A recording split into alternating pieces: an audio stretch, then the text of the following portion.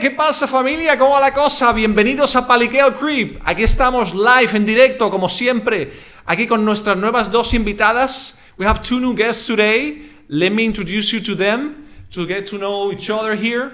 We have today Jania. We have a Russian girl. She will tell us a little bit about her now. She studied in Finland. She studied finance and business management. And now she's here in Spain, trying to learn some Spanish and live life here. She's going to tell us a little bit more about herself now in a bit. Y también tenemos hoy a Ximena Montoya, una chica colombiana que tiene mucha experiencia con el tema de la espiritualidad, la carta astral y también un montón de cosas relacionadas con el tema de, la energía, ¿no? Vamos a decir, ¿no? Y la conexión con los astros, ¿no? Sí, también la comunicación, la sostenibilidad. Y es como... sostenibilidad en el tema textil, ¿no? Ahora vamos a hablar un poco de eso y vamos a conocerla más en detalle. Bueno, why don't you share a little bit more about yourself? How did you end up here and what brings you to Spain? Yeah, sure. My name is Jane. For foreigners, Jane, because it's easier to pronounce. But in Russian, my name is Zhenya, because like Zhe, it's difficult for foreigners, so that's why I'm always say that I'm Jane. But yeah, actually, my name is Zhenya. I'm from Russia. I've been living in Spain for 4 years already. I fell in love in Spain, I think, 5 years ago when I came. Can you get the mic closer a little bit? When I came here for internship, no, not here, to Benidorm for internship. And I fell in love in Spain with the vibe, the people, the culture. And then I decided to come back. And I came to Bilbao. And I've been living there for 2 years and a half. And then, unfortunately, I couldn't find any friends there. COVID happened. And and then I have to move to change ¿Sabes? something in my life. Dicen que en Bilbao es difícil conseguir amigos. Is that true? I would say that like people are colder. Yeah. And people are colder, and it was COVID time, so it was super difficult to find new people because there were only foreigners. Yeah, okay. Like this. And if I'm tomato, I can be shy. Listen, just relax, just chill out. No, chill at out. the beginning I can't. Okay, Yeah. let's take a deep breath here, and let's just hang out. I Let's will hang be out. fine, but at the Okay. beginning I know that like No, but you know when someone asks you, introduce yourself. you're speaking really slow. Yeah, it's just and that it's like, you're... I know my cheeks are burning, but I will be fine. Yes. So yeah, and then I came to Malaga, and I started from the beginning, a new chapter. I met here new friends, new people, and I found job online, but with Russia. But I found it because it was I couldn't find anything for a very long time. But so and I was like, okay, that's a sign that I had to stay here. So for now, I'm here and I'm happy. I'm happy with. Is there a big difference between Malaga people and Bilbao people? Yeah, would you say? For sure. Yeah. People here are nicer. They're more open. They're easygoing, and everyone. Like I think here is more chill vibe, to compare with north. Yeah.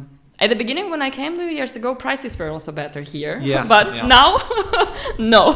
Yeah. Now it's basically the same. Malaga becoming big center. A lot of people are coming, tourists, and.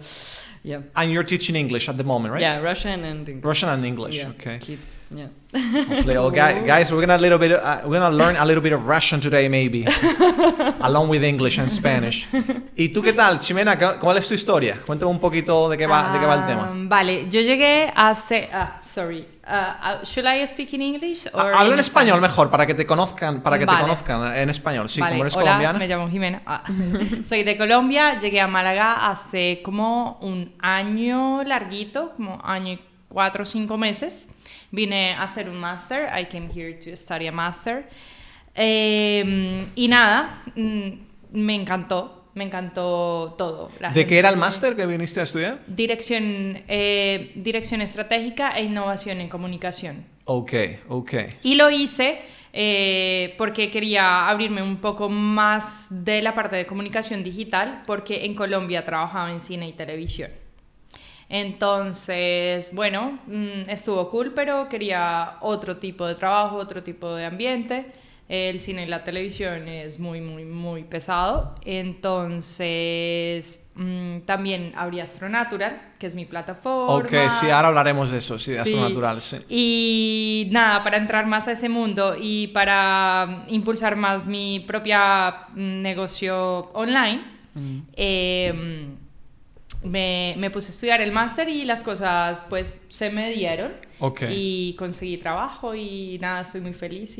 O sea que es no un me poco voy a quedar. marketing, ¿no? Te has especializado un poco en el Marketing cómo digital. hacer marketing de productos online, básicamente, ¿no?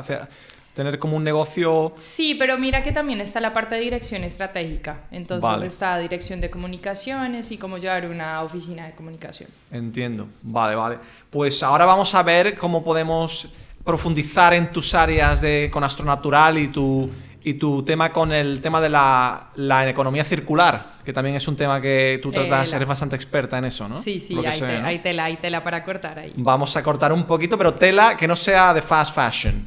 We Tela hope so. as slow as possible, right? Yeah. Una telita Recycle, cortada con cuchillo, lentita. O sea, mira, bueno, pues de hecho, chicos, vamos a pasar a los temas ya que tenemos preparados. De hecho, el primer tema, quiero que sea justamente eso. Vamos a hilar fino, de hecho. Fast fashion. Okay, let's ask Jania. Can I call you Jania or Jane? Whatever. Jania. It's easier I'm gonna call for you Jania because I feel like it's your name, so it's just Jania. So Jania, have you ever heard of the term fast fashion? Honestly, no. When you send us topics, I was like, okay, what is it? This is interesting. Okay. But Well, then when I read about it, I was like, okay, that's actually true. And then let me show here for people to see. Just a little here. So sustainable influencers take on fast fashion. Okay, so this is an article where this is apparently an influencer, Masego Morgan.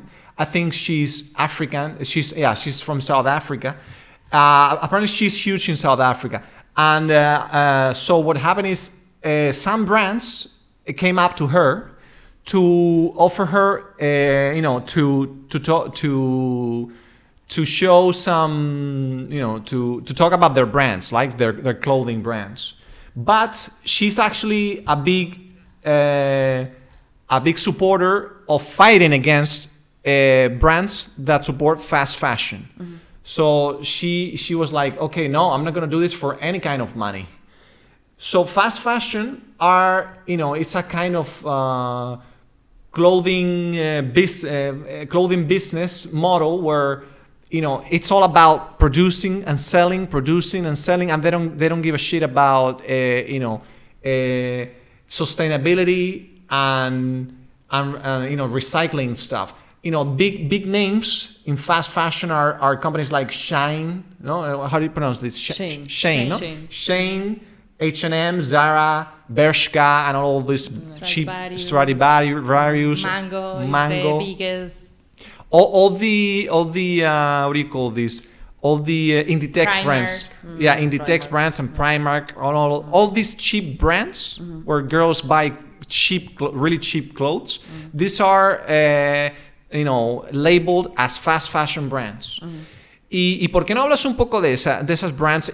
Why? Because how did you get motivated to go deeper into this business? Okay, so I will resume the story. Yes. I was working on cinema and television and in the business of clothing, like costume design and everything for series and so on. So I was buying an amount of clothing that you cannot imagine. And I felt really, really bad about it. So when I came here and I did my master, I had the opportunity to make my own business.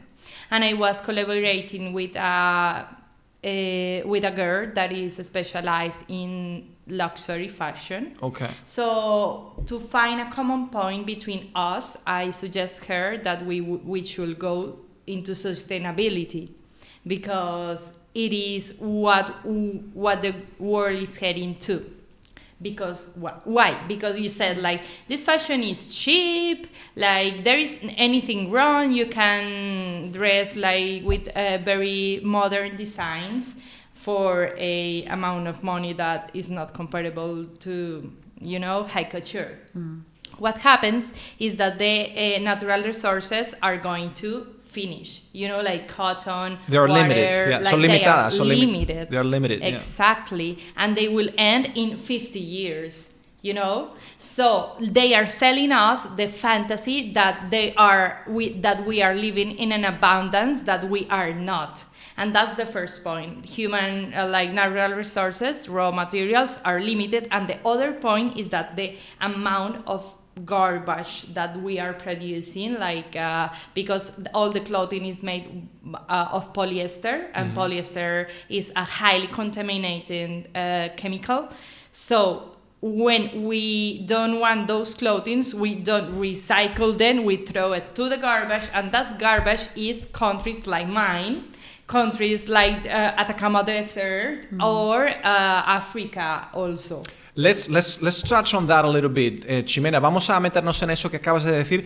The countries where this garbage ends up in, donde los países africanos, sobre todo, donde terminan esta basura, ¿no? Tengo aquí uno de los artículos. One of the articles that I prepared was this one. I think this one. Let me get it over here. And the other one was Team Walrus. Because I don't know if I put it on this. No, I don't think it's. But there was an article where it showed the country. I think it was Ghana. Yeah, well, several countries. What happened there is that they usually don't throw it to the garbage directly. Yeah. They sell it for a very high prices. Like the people here in Europe throw the clothing as a garbage, but then they sell it in a high price. And the clothing that they cannot sell, they throw it to the sea, they throw it to the field and everything, and they just chip the garbage and they just get rid of it. But yeah. I see. Y bueno, y esto tú, how is there a way? So, what do you think is the best way to tackle this issue, Jania? Do you think? Okay, because let's be straight about this. You see, everybody wants to switch clothes from time to time, because it's a lot of people. It's like a thing, Like I'm not huge on clothing. Like I usually don't buy clothing. I may buy clothing every year or whatever. If I like a t-shirt once in a while, I buy it. But like I'm not the kind of guy that goes every month or every week or whatever. But in girls, usually I have seen this. My sister, she's huge on this fast fashion trend. She loves it. She goes to Zara, Bershka, Stradivarius, all of these.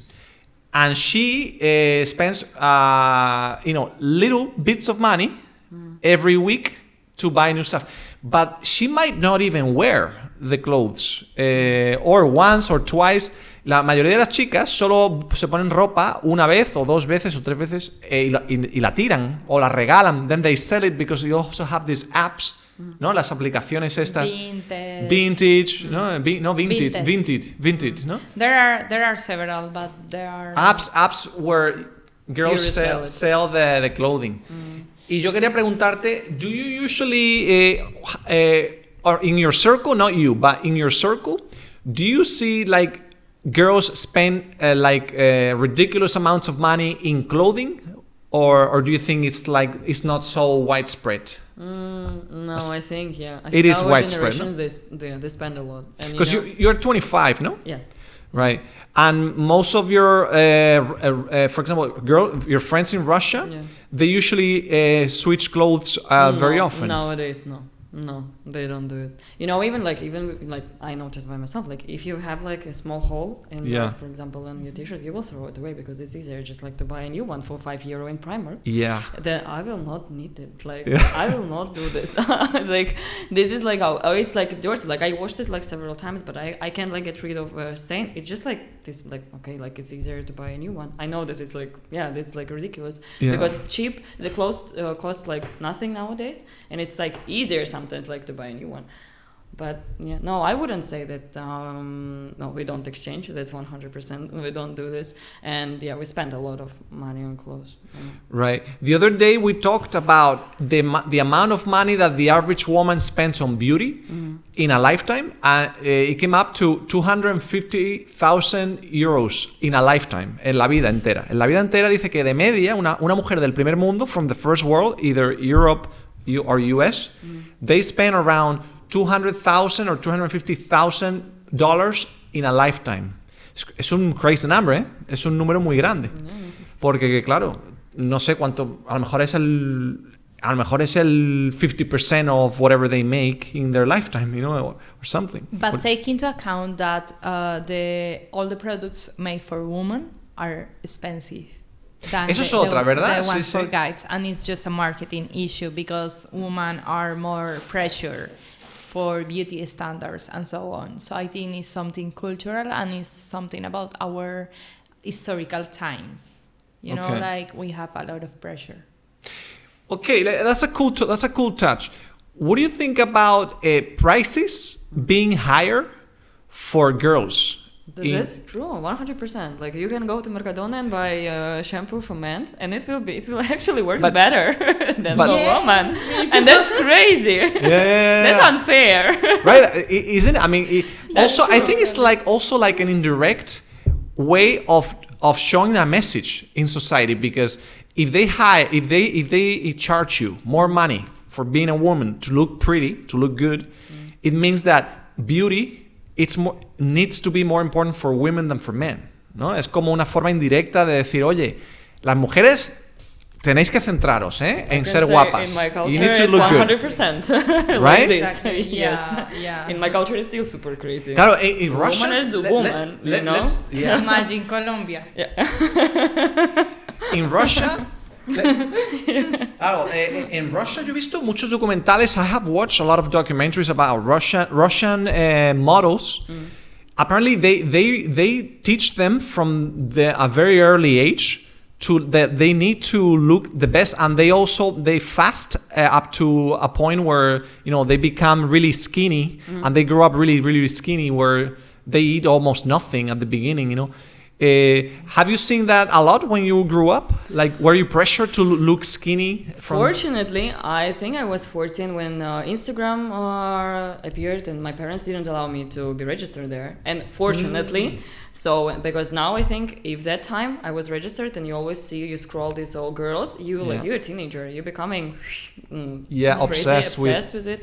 But beauty is super important. Beauty, girls should look like this. You shouldn't do this. You should wear high heels. You shouldn't smoke. You shouldn't drink. We have a lot of things, and here I can see that people are more chill.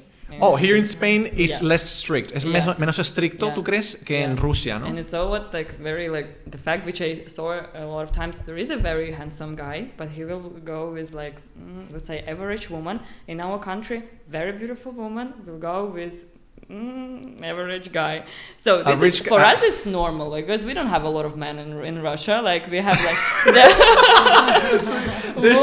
ahí sí que hay un límite. Ximena, ahí hay un límite de hombres. Eso sí que está limitado. Yeah, in Colombia it's the same. In Colombia it's the same? Yeah, very average guys with super, super beautiful women, because the amount of beautiful women is higher than. I see. Yes. So it's a demand issue, ¿no? Hay como un desequilibrio de oferta y demanda, no offer and demand issue, ¿no?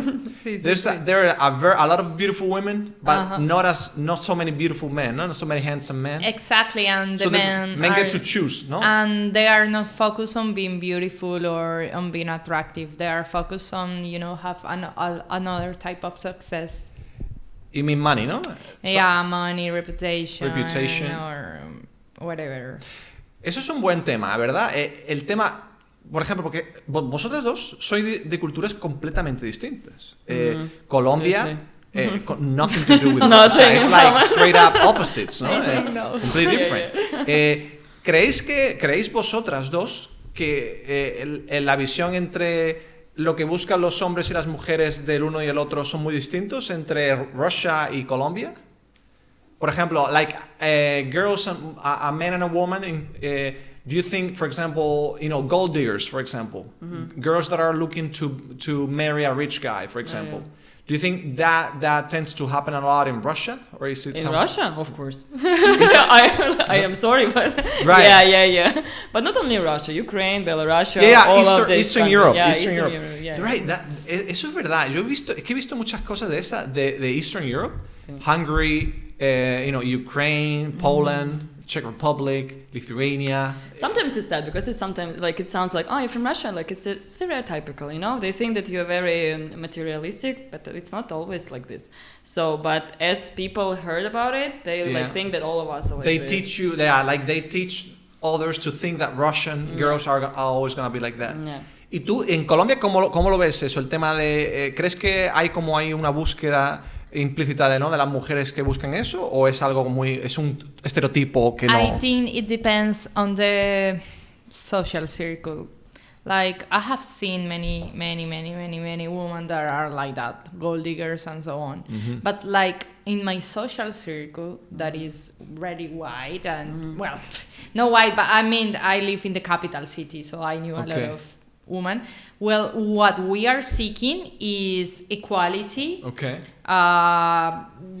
Respectful salaries, respectful jobs to have success on what we are doing. So I know a lot of successful women that I am really, really impressed. And the amount of women that I know that are like just seeking for the money and just into the beauty are like a really low amount. Really low amount. But you're talking in your circle, no? Yeah, that's my circle, like people that I knew from the university. Got you. And everything. So now, do you think your circle is like really specific, or do you think your circle represents the Colombian general mindset? I think the circle represents the big cities. The big cities, the big cities like Bogota, Medellin, Cali, like the girls from the big cities are focused on, like we are not going to depend on the men. You're gonna be independent, yeah. Exactly, because it is generational. Like they let us down, so we are not going to have them take them into account. you know? No, got you. So right, you have a boyfriend now? No, not at the moment. Okay. So which city were you born? ¿En qué ciudad? St. Petersburg. So it's a big city. Wow. It's a big city. Yeah, it's big. It's second after Moscow. The second biggest. No? Very beautiful. But the weather is shit. Right. People are super depressed. So I like the architecture, but it's impossible to live there except summer. Only in summer the weather is okay. It's warm, but all other time no. No me gusta. All right, let's see. So I think we touched enough about this topic. I had a few things that I wanted to bring up about this. But we didn't answer what to do, how to help to solve this problem. Oh, yeah. Okay. Eso es lo que te iba a preguntar. Sí, perdona. So, the solution. Let's focus on solutions. Okay, how do we fix the this? solution is to change our economic model. So we are in a linear model. We take raw materials, we produce the clothing, and we sell it, and that's the end. Then sell it to the garbage.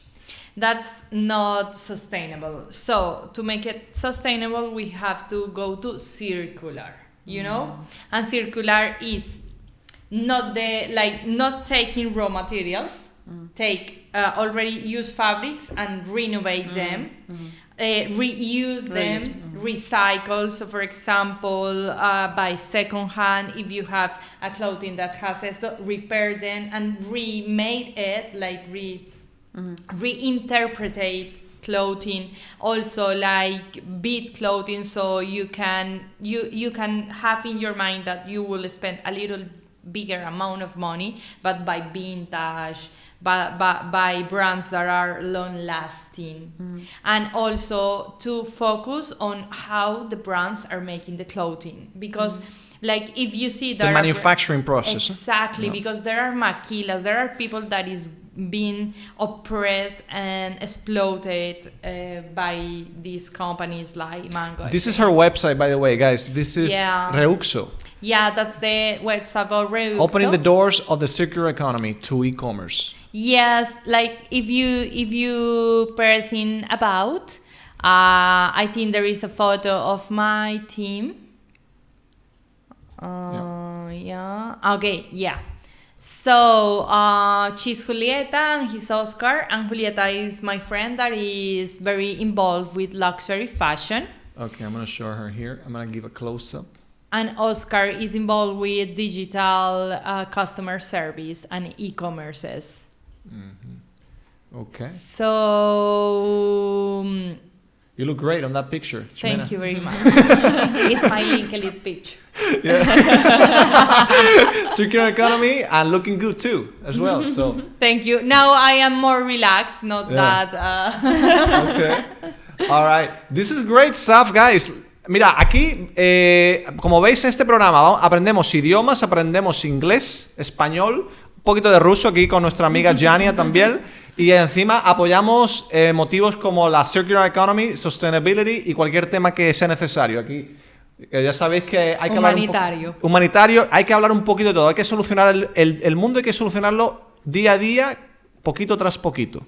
Cada día vamos solucionando poquitas cosas. And like what I will say to you is like rethink your closet. Like if you have clothing that you already use 100 times, look in Pinterest and so on to rethink the way you you wear clothes, and also go to secondhand, buy vintage. Why not? Like Claro, you can find claro jewels. que sí. I bought this in Brussels 4 years Brussels, ago. yeah. Brussels 4 years ago, and I love it, like, you know, and I don't know how many years it has, but Listen, half of my t-shirts were presents from my sister or friends, my mom and stuff.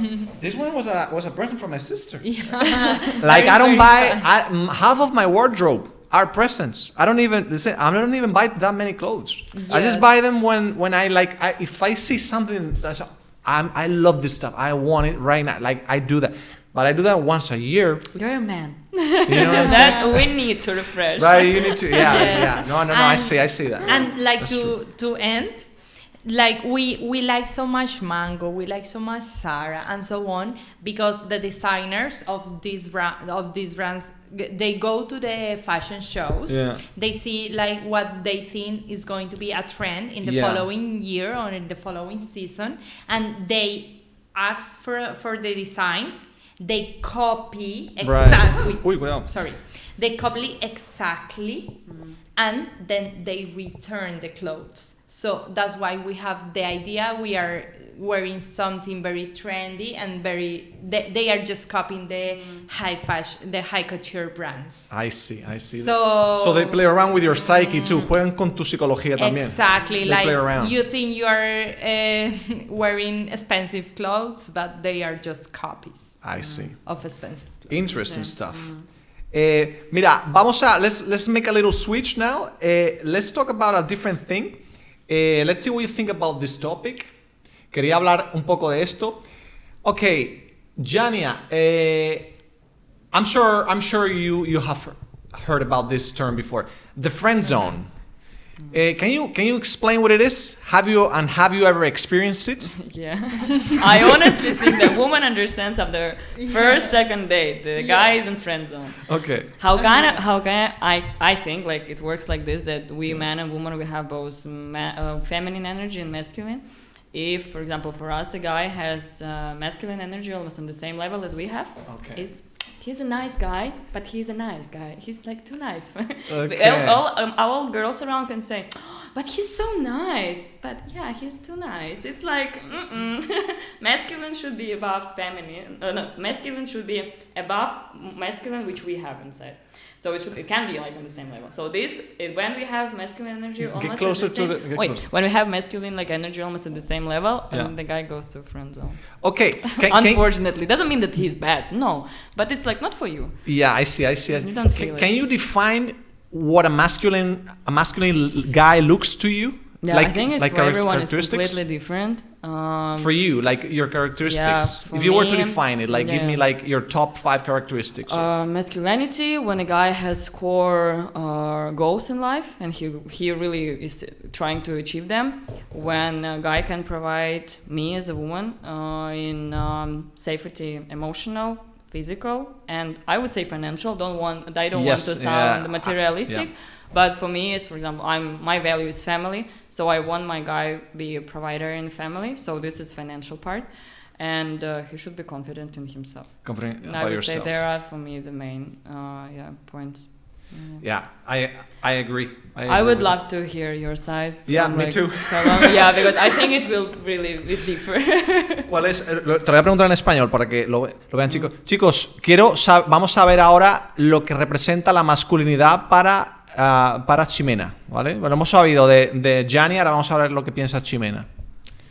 Bueno, yo creo que la masculinidad no depende tanto de ciertas características que se le asocian al género masculino. Digamos que, as you said, nosotros tenemos lo masculino y lo femenino adentro. Entonces yo creo que la masculinidad está asociada al dar, a el tomar la decisión, al aventarse, a saltar, a ser más agresivo. Y la feminidad está más relacionada con recibir, por eso el útero es cóncavo, a el descanso, a, digamos, la suavidad, el confort. Entonces, si nos damos cuenta, a todos los seres humanos tenemos esa energía adentro. Sí. Y hay mujeres que tienen su principio masculino muy grande y quieren dar, quieren demasiado, mucha agresividad. Y hay hombres que tienen un principio femenino muy alto y están muy al recibir, a que me protejan. A que me venga todo dado, a que me venga todo dado, ¿no? Exacto, y a ser como muy demen, pero no doy nada. I see, yeah. ¿Sabes? That makes you weak. And that makes you like more feminine, no? I think it's cool to be weak, and I think it's cool to be brave, you know, but in an equilibrate. So I feel I am a kind of a little bit masculine woman. I have a masculine principle a little bit high, but also feminine, you know, like really high energy of both. But Okay, so I actually, there's something that I don't agree so much with you, because I don't see femininity as just, you know, like for example, you're talking being independent, being an independent woman. Like if you're an independent woman, that doesn't make you more masculine for me. You know what I'm saying? Like you're just an independent woman. Yes. No, I feel you're not a masculine woman, a more masculine woman because you're independent. You know what I'm saying? Yes. Well, what I think is that, like, for example, in yoga.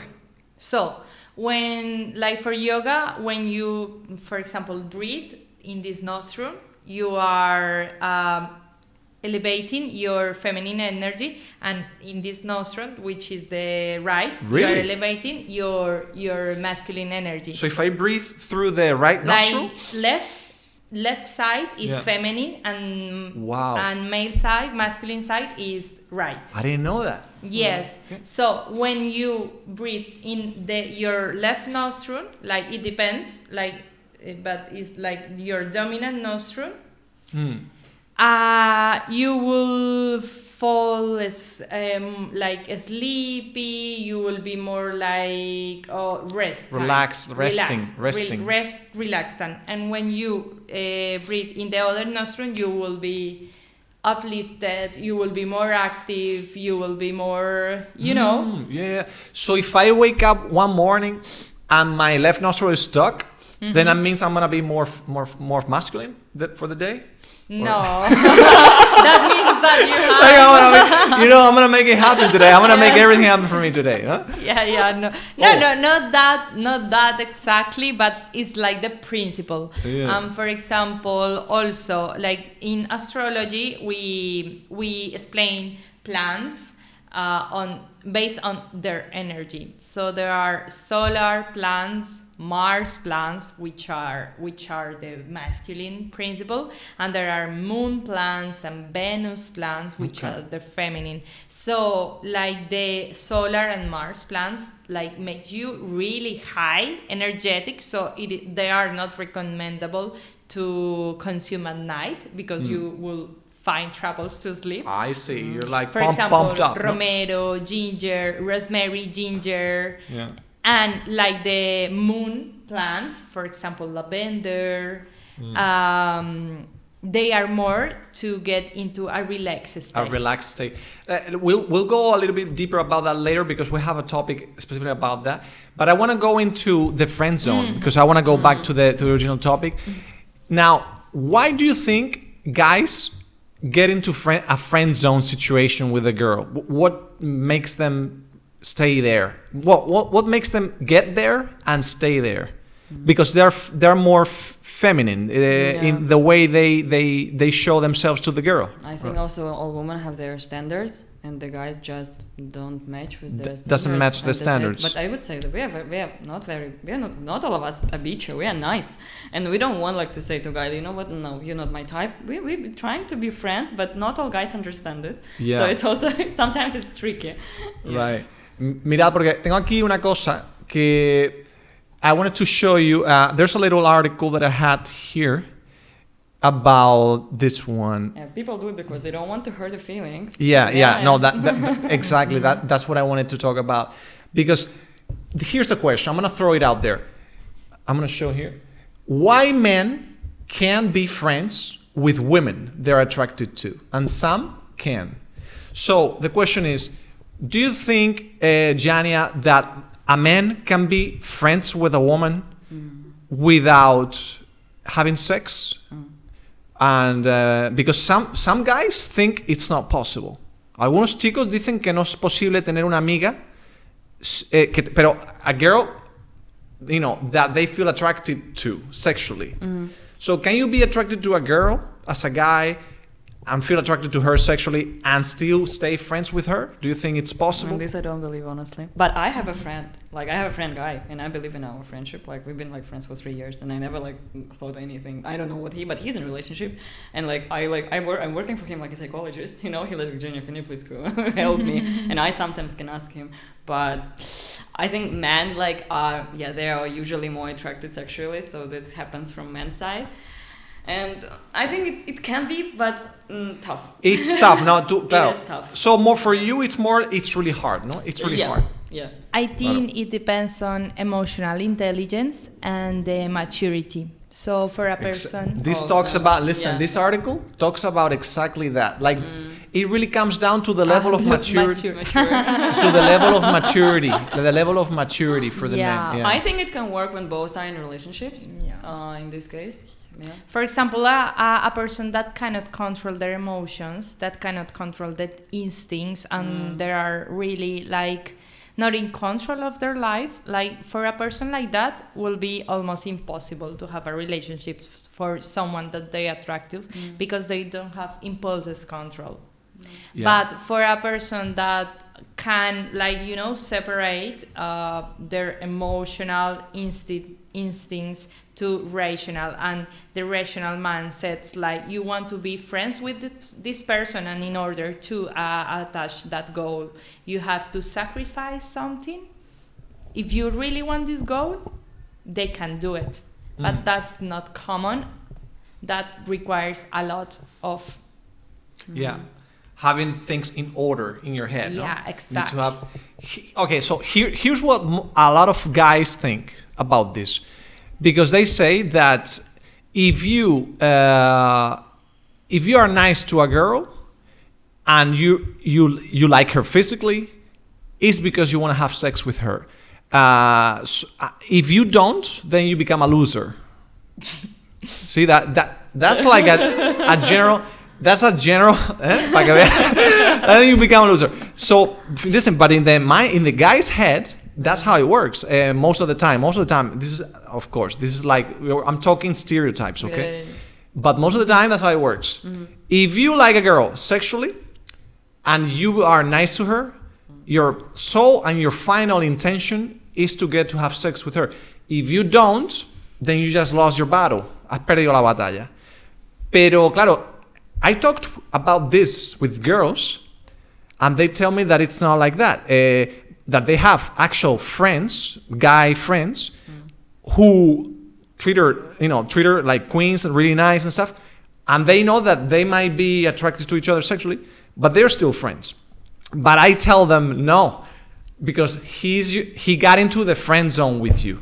That's why he's still your friend, but because you friend zoned him. ¿No? Eso es lo que yo le digo a ella. ¿Qué piensas? What do you think about that, Jania? I honestly think that if you allow guy, like at one point you're friends for a long time, but you allow at one point, like I don't know, you're becoming drunk together, it will happen. Even no, I believe that no, the guy will use this moment. Yeah. What do you think about it? Do you believe? In the friend zone? Friendship? No, in friendship. In friendship? Man and woman. I think so. I think. You know what? Sometimes I have thought about this. I think it can be possible, but I think it's really hard. If you are sexually attracted, for me, I have thought about this a lot, and I think that it's possible, but you really need to separate your attraction, because if you focus on the attraction, it's impossible, because we are very physical, guys. We are very physical. So you feel attracted to her, like the sexual attraction blinds the psychological the psychological part that you were talking about. You know, you say, oh no, I love the way she behaves. I love the way she thinks about certain things. I love the way she rationalizes things. I love everything about her, but I want to have sex with her. Then if your thought about having sex is too strong, everything else goes out of the game for me. But if you're mature enough, to rationalize, or if for you all the things besides sex are more important to you about her, then she could be your friend. But for me, rare cases where that happened in my life. Yes, and also like if you already had sex, that's another you one. can be friends If you already have afterwards, sex. because you don't want a relationship with every guy you met, and then Exacto. Exactamente. Entonces no, te tiras a todos los tíos. so like if there is a lot of attraction on both sides, Yeah. but you don't want to get into a relationship because A, B, C, then you have sex. Exacto. And then you, like I used to have friends in Colombia, a lot, like the whole Colombia. Like in the hundreds, in the dozens. Like the 50% of Colombian. Like half of the population of Colombia were my friends. Came down in my arms. Okay. Okay. No. Like I used to have friends that like we tried something like to see, it didn't work out, but we still like each other, and then we still keep going. But also that point, they wanted to still be like physical, and I was like, no, I don't feel anything. Like when I cut. Yeah. So I can offer you my friendship, but. So you tell them straight out. Tú se lo dices del tirón. Oye, chico, que no. Esto ya Well, no. I just lost interest. Like. They say, so you make it evident, ¿no? Lo haces evidente. You make it evident for them. You make it obvious, so that they take it. Like very good friend, but with boundaries. Okay, interesante. Me gusta. Sí, I love it. That's why I liked bringing you both, combining the two of you, because it's really similar, different cultures. And you know what? It's hard to make a stand, because in some things I'm more inclined to be on her mindset, but I'm Latino too. I'm Latin. I'm Spanish. Pero claro, I have lived in the States, and I have been living in the UK also, and my mindset has been switching a little. So. In some things, in relationships especially, I think my mind has been growing towards the Eastern mindset more over the years. I don't know what it is, because of treating people from maybe northern countries or something. I don't know what it is. Okay. Es un poco adaptarse un poco, supongo yo, que vas cambiando con las relaciones de la gente, ¿no? Sí, sí. Anyway, I was never like the typical Colombian girl. Claro, tú te consideras una colombiana bastante que se sale de los estereotipos colombianos, ¿no? Yes. Yes. Porque para ti el estereotipo de chica colombiana, ¿cuál sería así rápidamente en un titular? Well, what I had tell, because I didn't have a stereotype inside Colombia, but outside is like girls that are really into makeup, nails. Like shallow, no? You would say something. Yeah, well, I won't Focus on say, her appearance, yes, no? Focus on her appearance. Focused. Appearance Exactly. focused. Yeah, I see. Exactly. So I take care of myself, you know, like no, but not that. Vale, pues let's switch it up now. Let's switch it up. I think we covered this topic extensively. Let's talk about money. Let's see where you guys stand on this.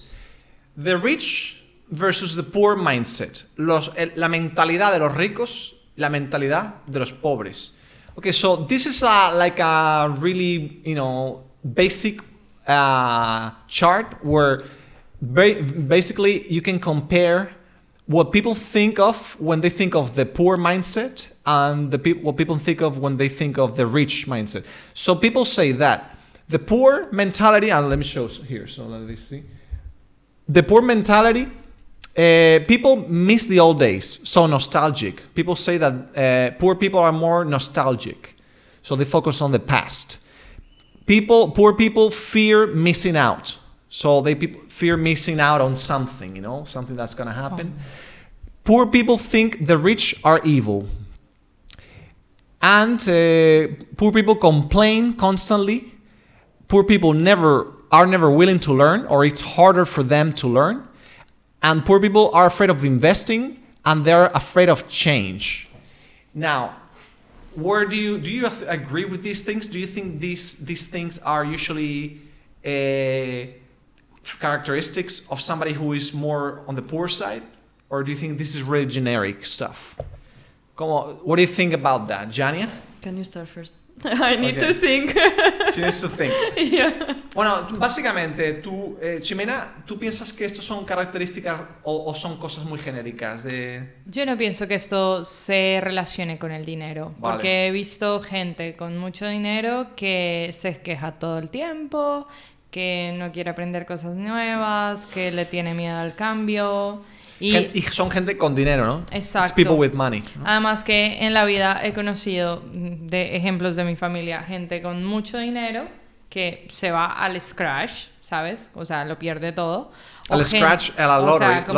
O sea, como que they lose everything. Oh, like, I see. Okay.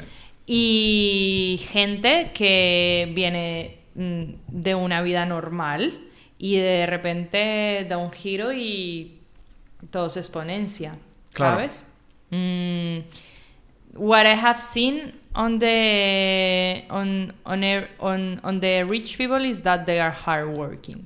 Hardworking and thinking outside the bubble. I see. You know? Let's go through those characteristics because I think that's interesting to compare. So they say that rich people live in the future compared to poor people who live in the past. Rich people constantly are learning. Rich people learn from mistakes. They quit bad habits.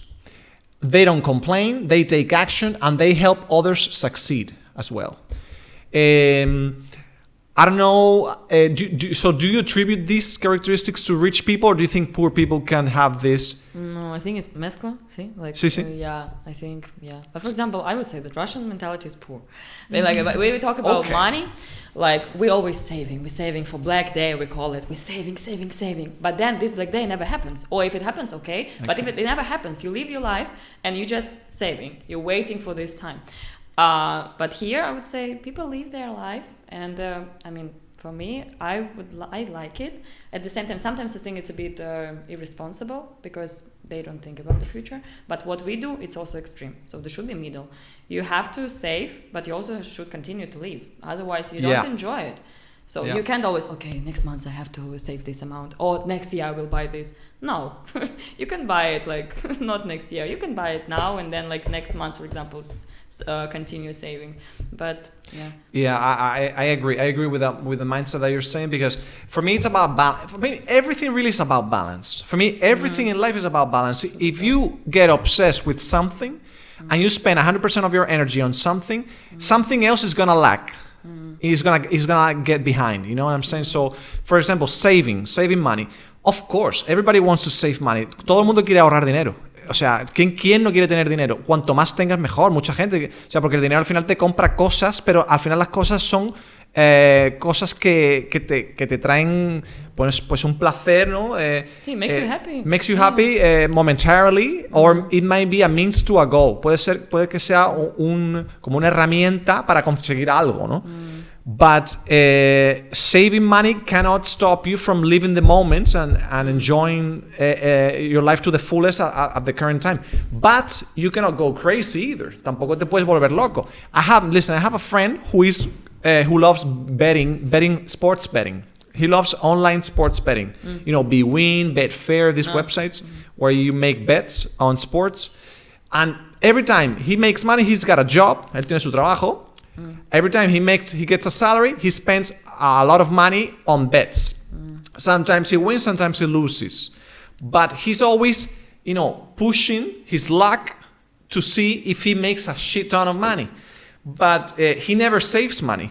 And I tell him, hey, listen, have you ever thought about the fact that maybe if you just use your money and manage your money a little bit better, you might not need to bet to make more money, ¿sabes? Porque él piensa que si él apuesta, va a pegar un pelotazo grandísimo y va a tener mucho dinero como para no preocuparse por el dinero, as to not to worry.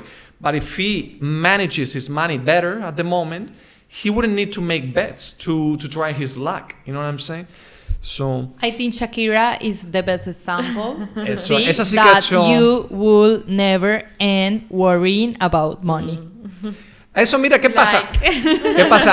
Aquí tenemos una admiradora de Shakira.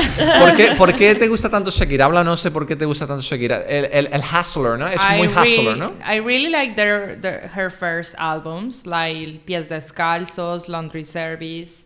Like when I was raised with Shakira. Es colombiana, ¿no? Sí, colombiana. she's from Claro, Colombia, es colombiana. and when she started, I was a child, and I was raised with her music. Claro. But now it's kind of shallow music.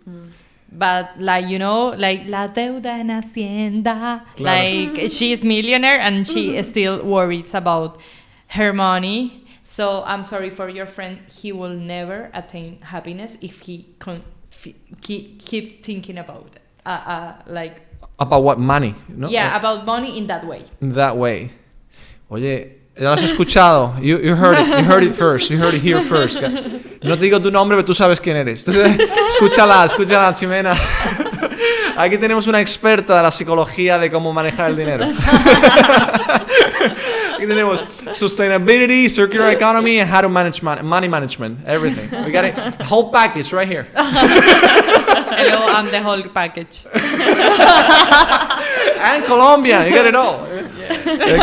Okay. Bueno, pues vale, pues I just wanted to throw it at you to see what you think about, because it's just money. Money is like a topic.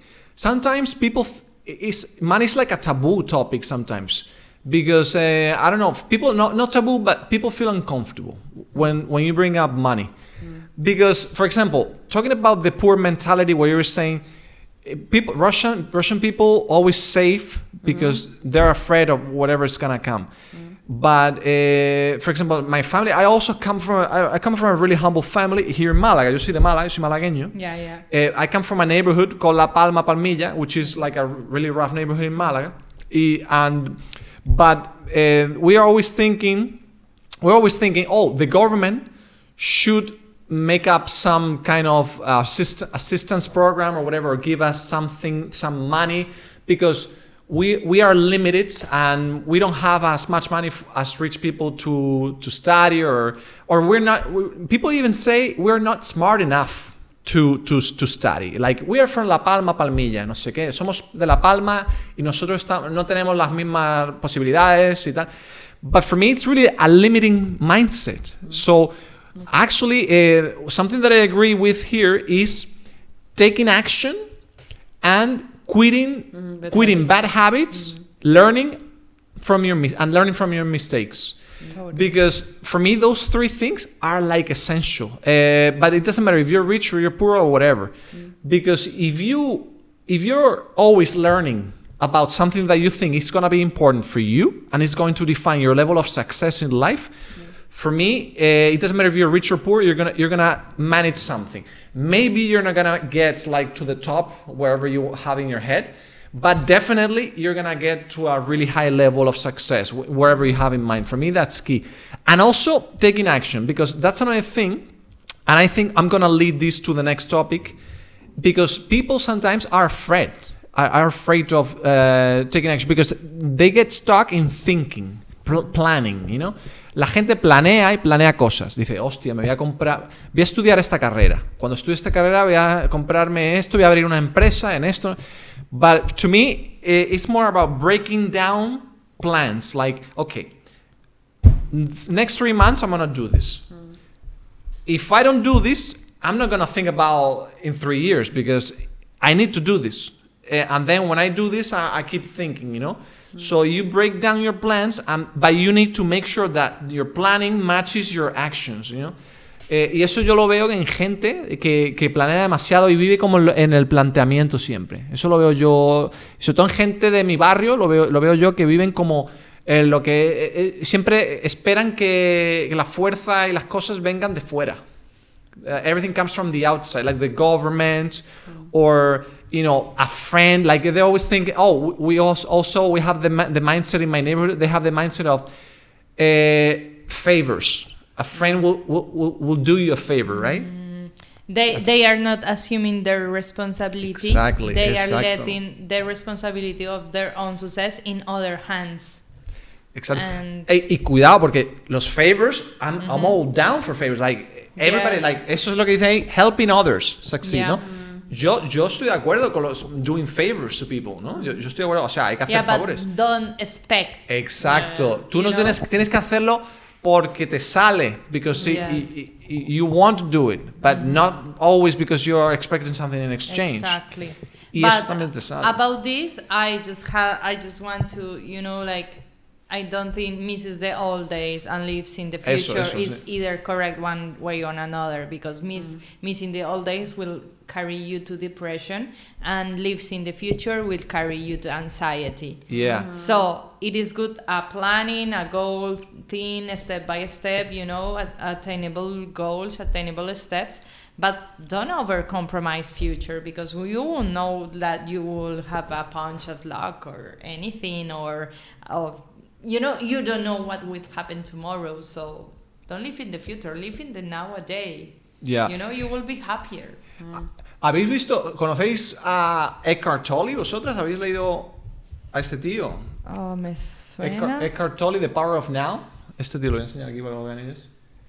The Power of Now. Este hombre. Me suena. Este hombre escribió, lo voy a poner aquí que lo vean ellos, a ver, este hombre aquí. Eckhart Tolle escribió The Power of Now, que habla justo de esto que tú has hablado, Chimena. El poder de la hora. Power of Now. Es un libro también de espiritualidad y de enlightenment. Este libro. Me encantaba a mí este libro. I read this book like, I don't know, like in 2010, 2011, something like that. This book talks about exactly that, living the moment and not letting your nostalgia, you know, take you down, you know, and not letting the anxiety and the expectations for the future to, you know, to take away all the happiness that the moment has right now. Because if you're always thinking about the future and you're not living the good moments, so, you know, you're always stressed out and anxious, you know. So, vale, perfecto. Oye, muy buena esa. Me ha gustado eso de the past brings you to depression and the future brings you to anxiety. Esa es buena. Esa es buena, estoy de acuerdo con eso. All right, this is good. We're getting to good topics here. A ver, otro topic que tenía yo aquí preparado, mirad. Bueno, ¿queréis hacer? Do you guys want to analyze a little scene from a TV show, from a TV series, and get some words, get some English words from the TV show? Do you want to do that? Porque tengo aquí. Vamos, yeah, sí. Okay, let's see if you like it. Let's see if you like it because. ¿Habéis visto Family Guy, the TV, the cartoon? Yeah, of course. How I Met Your Mother? Yeah. ¿Te suena o suena? None of this I didn't. Oh, Okay. it's a very famous never TV mind. American TV Yeah, they're show. very typical American. Big Yeah. Bang Theory? ¿Os suena Big Bang Theory? Sí, I know all of them, but I've Vale. never watched. Vamos a ver Big Bang Theory, a ver si lo voy a poner aquí. Vale, he sacado un episodio de aquí, a ver, voy a ponerlo aquí. A ver, le voy a poner subtítulos Previously on the Big Bang Theory. en inglés Can you believe para que lo our vean little aquí. lamb In is Russian. finally getting En home? Russian. I can't believe Vale, it. espérate.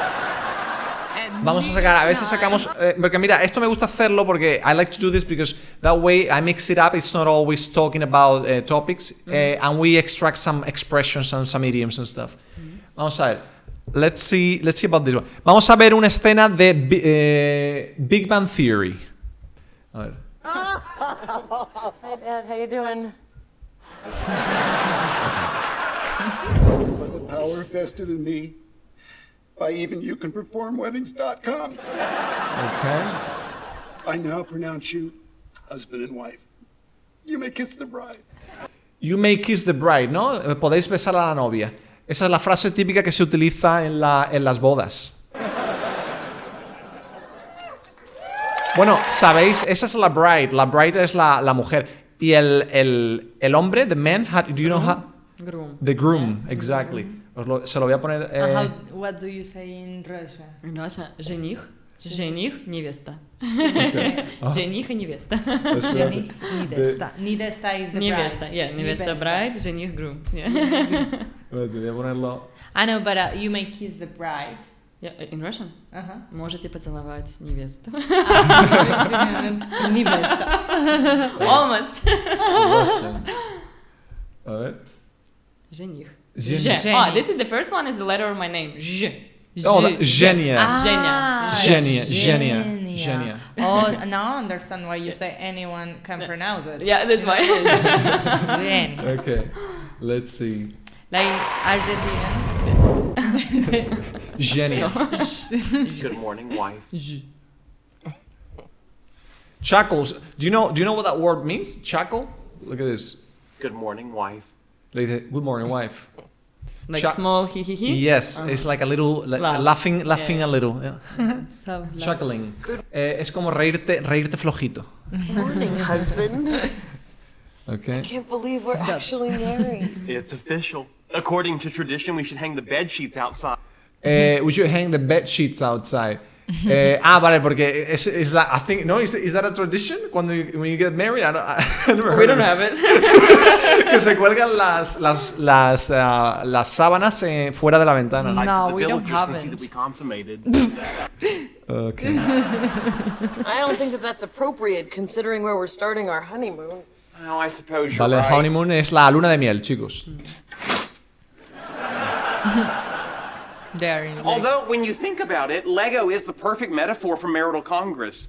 Vale. Two pieces. Bueno, the first thing is, people, you guys know, ¿cómo se llama? Lo que tiene él. Asperger. Asperger. Asperger syndrome. What is it? Asperger syndrome. It's like a level of autism. It's I don't know. Like It's a condition. It's like a mental condition where you're too introvert, too much of an introvert, ¿no? Es como demasiado introvertido, ¿no? Yeah, it's very difficult for them to empathize. Socialize, to empathize. And to socialize because they have troubles understanding others' emotions. Okay. Y eso, que este character tiene Asperger syndrome. So that's why he speaks like really weird, you know? Is that interlock with a satisfying snap. And they are very focused on Oh, one. that's the sound you were making. Oh, I almost forgot. While you were sleeping, I ordered room service. Really? Voila. Okay, some Legos right there. You thought it was going to be food, didn't you? Okay, let's see if I find... Is it nice having Sheldon and Amy away on their... Wait, is it nice having Sheldon and Amy away on their honeymoon? Okay. To have someone away. So eso significa tener a alguien fuera, ¿no? Fuera de... o sea, que están de viaje, vaya. Having someone away. Estar de viaje. Yeah, because now Leonard and I get all this alone time. But you're not alone, we're here. Yes. Yes, you are. Would you like us to leave so you and Leonard can talk about all the things you have in common? She called your bluff. Okay, to call a bluff. ¿Eso no sabéis lo que es? To call a bluff? No, la verdad no. Call a bluff is an expression that means to catch someone when they're lying.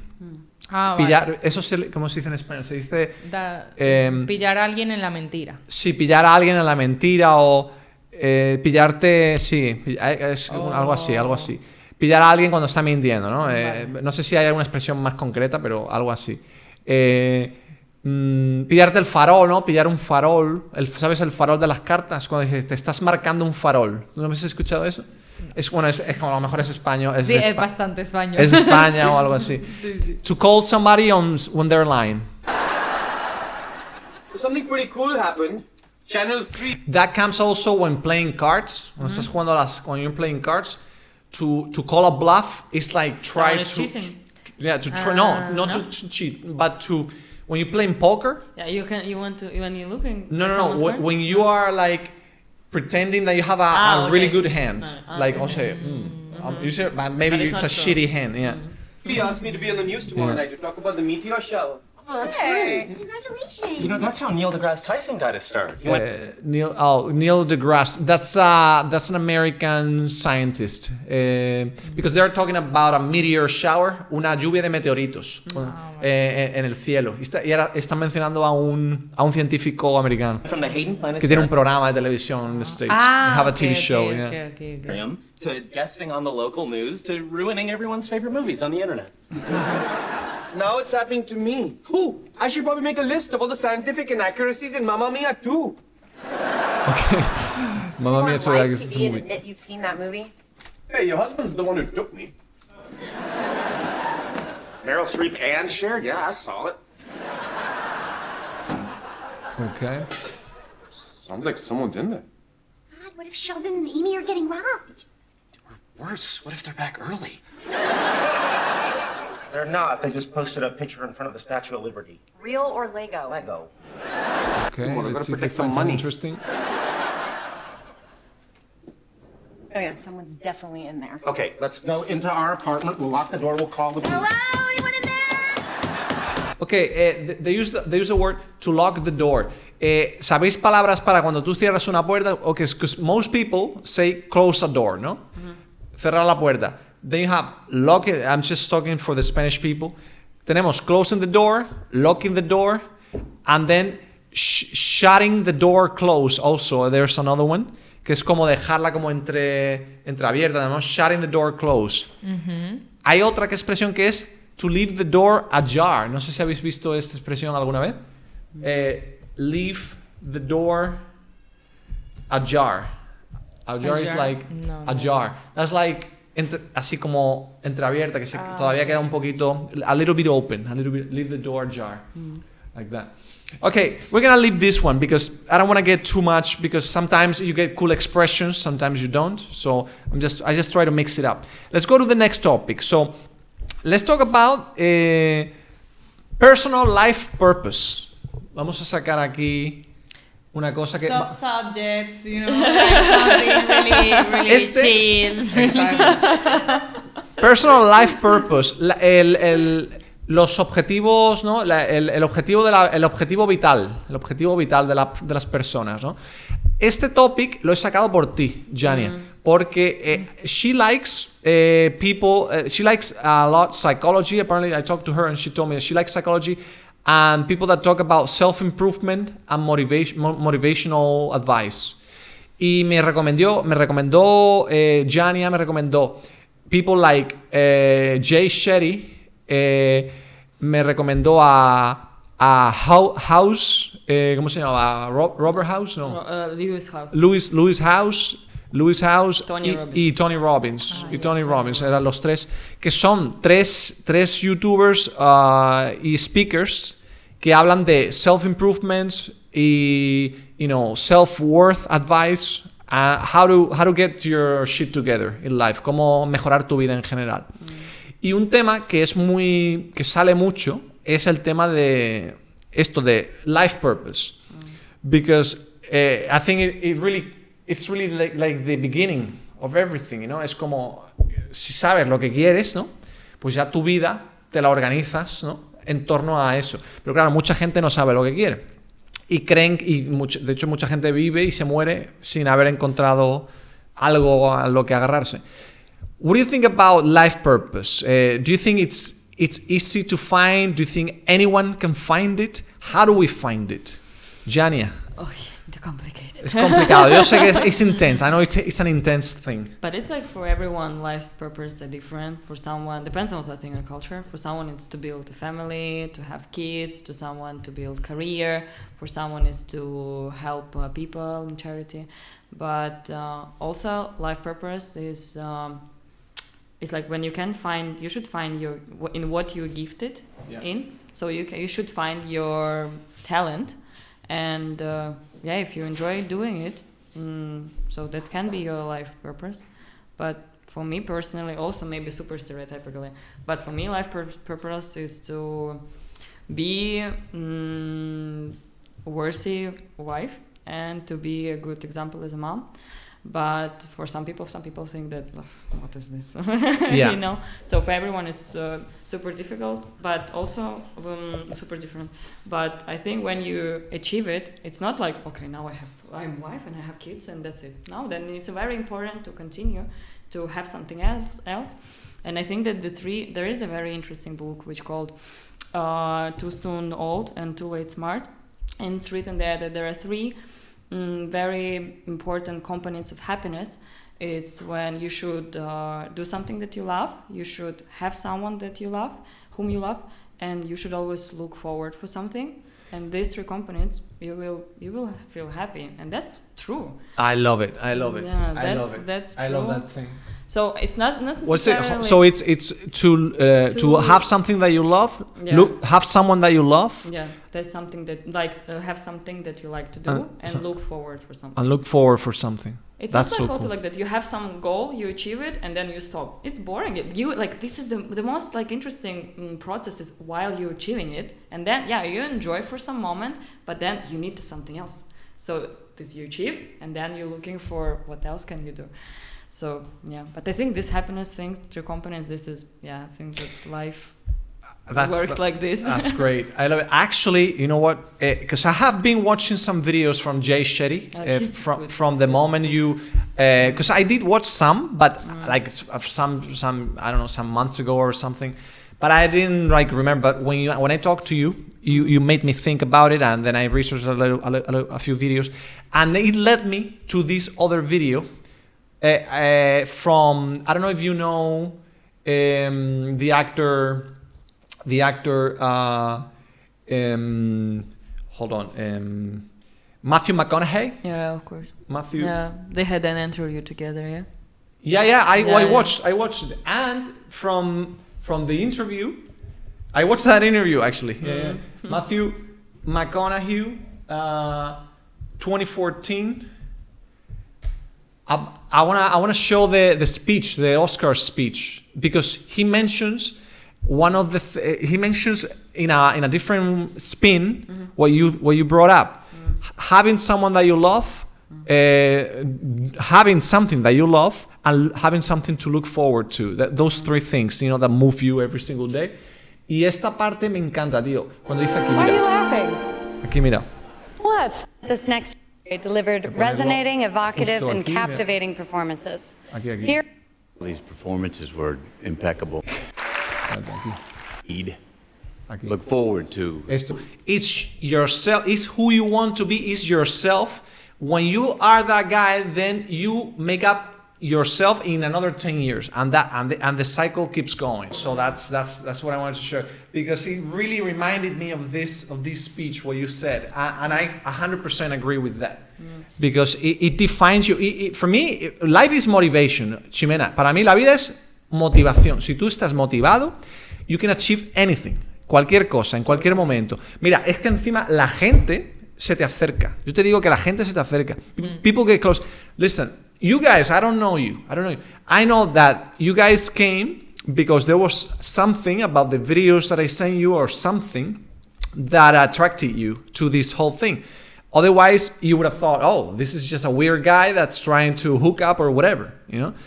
Y esa energía, that because for me, I love this. I really love doing this. So for me, this energy, I think it gets transferred through the emails, through the messages that I send. Yeah, totally. You know what I'm saying? Yes. So I don't know. It's magic. Yes. For me, it's magic. The power of conviction, convincing yourself that you can do something, and the power of transferring that energy to the universe, because the universe is reciprocates. For me, the universe is like a boom, boom. It reciprocates. You throw, it brings back. You throw. Yeah. Maybe not instantly. No es instantáneo. When you don't expect. Yeah, exactly. Yeah. Not instantly, because that's where people get it wrong. That's why people give out money to homeless people. Say, oh, today I'm gonna be a good person. I'm gonna give some money to this guy because I want to get some money. But if I don't get it tomorrow, I'm not gonna give any more money anymore. See, that's wrong, because then maybe you win the lottery. Next year you become rich. But you need to give money every single day to this, but not because you're expecting, because you just feel like it's necessary for you to give money to this guy for some reason, you know. I don't know. This is just an example, you know. But it's I love this topic. I love this stuff about self-discipline, motivation, and what you throw. And just keep trying. Keep trying. Persistence.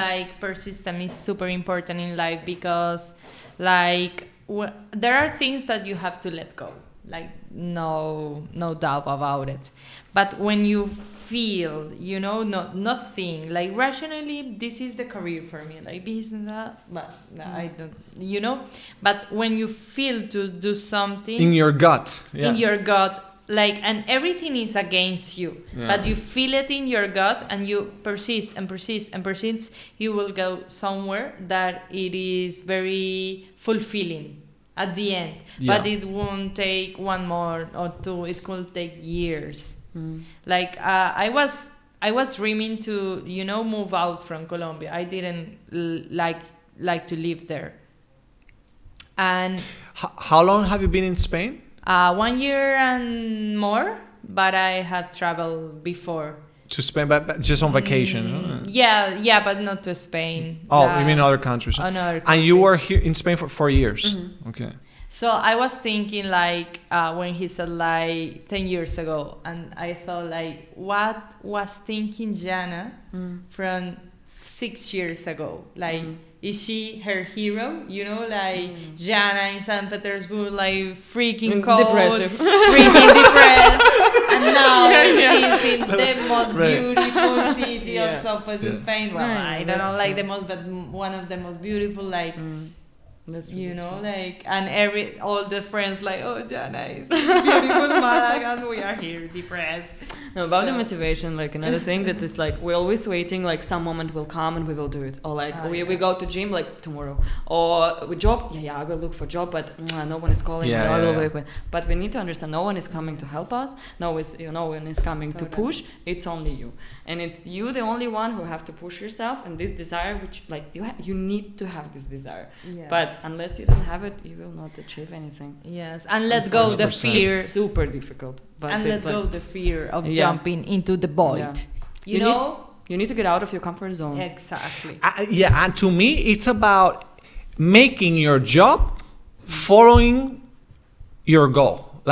Your job is to follow your goal. Yes. For me, to take it as a job, not even as a job, as a survival strategy. okay, so put it this. I'm gonna put it this way. Have you ever been like at the beginning when you didn't know so much English, when you were not so fluent in English? Have you been in a situation where you literally didn't know how to find something, or you were completely lost? You feel like it happened to me. You feel desperate. You really want to communicate, and you find something or someone to help you. That kind of situation where you literally, if you don't find someone to explain something, you are lost and you're stuck. So for me, if you don't take, following your goal as a survival strategy, like if you don't do it, you die. Like straight up. If you don't do it, you die. Then at least you're gonna push yourself more and more and more and more. You might not get to whatever, you might not get it. I mean, let's not lie, because not everybody gets what they want. It's something. What you think. Yeah. Yeah. You have to get out of your comfort zone, because of course in your comfort zone it's chill, it's quiet, like around it's like super scary. But then when you start to get out, it's like you still have this fear, but you get used to it and it's not that scary at the end. Yes. And I have been listening a guy similar to Tony Robbins, but a little bit more spiritual, and he's from Spain. His name is Sergi Torres. Sergi Torres, sí. And Sergi, I have been listening all their speaks, and someone asked about the fear, and he said fear is very interesting because it's a very dense energy, dense and very heavy energy. So when you have fear, the energy is so dense that you became like a hole, and you attract some situations that confront you with your fear. So imagine that situations are like this, like they are flowing, and when you have fear, you kind of make them to close that and cut your energetic field and confront you with things that you are fearing. So you have obstacles and everything, that the thing that you fear the most. So when you lose fear, and so when you get over fear, you don't become so heavy, so you don't attract these situations that cut you. They just pass by your side, but they don't touch you, because you are not the heavy enough to make them touch you. Okay. Yeah. This is a cool topic. I want to touch on something that you brought up, Jania, because you were talking about the comfort zone. That's also something that I had in mind, because I had this thing. I was to show you personal life purpose. Oh yeah, this one, because I wanted to talk about procrastination. Okay, you guys know what this means, right? Procrastination, when you want... procrastinación, lo dice en español. Procrastinación es cuando tú quieres hacer algo, pero lo apartas, lo dejas para otro día, lo dejas para luego. Procrastination means when you want to do something, but you leave it for later down the road. So you don't do it immediately, and you keep pushing it in the future, no? This is a little article where it tries to break down procrastination, and trying to understand when it's happening, because some people don't even know they're procrastinating. They're just saying, no, I'm gonna do it. But I say, no, give me time, because I need to think it, I need to shape it, I need to shape the idea, I need to put things together, I need to save some money first to do this, I need to build some contacts, you know what I'm saying? So that kind of thing. I just wanted to break it down with you here. So you may also be procrastinating. So procrastination, you might be procrastinating if you fill your day with low priority tasks. So this is something that happened to me in the past, where you have a lot of things to do, but you always do the things that are easier, and you keep pushing the harder tasks. Esto a mí me ha pasado. Yes, but your brain needs like to break down the big tasks into tiny tasks. Otherwise, your brain will have Shut down. super difficult time reaching the hard tasks. Yeah. You know, like all the tasks should be easy for your brain to do. Like to break it down into smaller tasks. And according to the level of energy you have.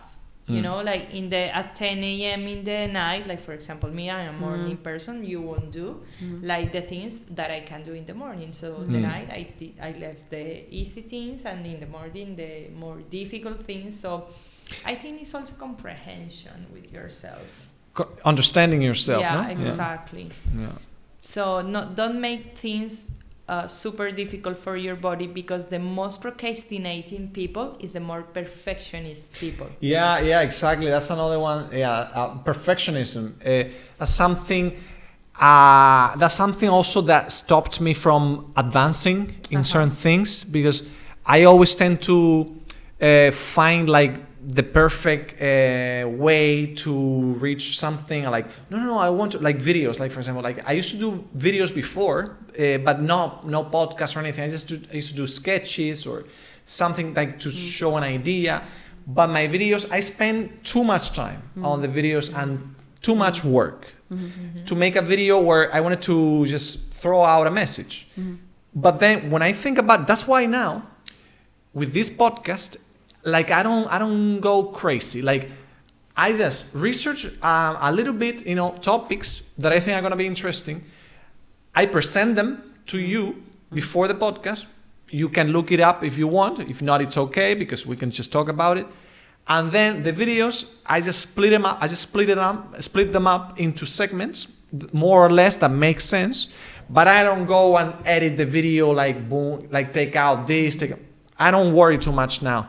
That's why I get to put out more videos now and more content. And some content is better, some content is not that good, but I don't care now. Before I used to care too much. Antes me importaba demasiado. Self-sabotage. Quality, yes. I self-sabotage myself. I discarded too many videos, like too much content, because I thought it wasn't good enough. Yeah, ¿Sabes lo que te digo, no? Yeah, I know what to... You know what I'm saying. Yes. You just discard, Yes. descartas and contenido. it has a amount of low self-esteem. Like I don't do worth enough things. Like the things that I do are not worth it. Yeah. So I have to discard them, but discarding them is discarding you.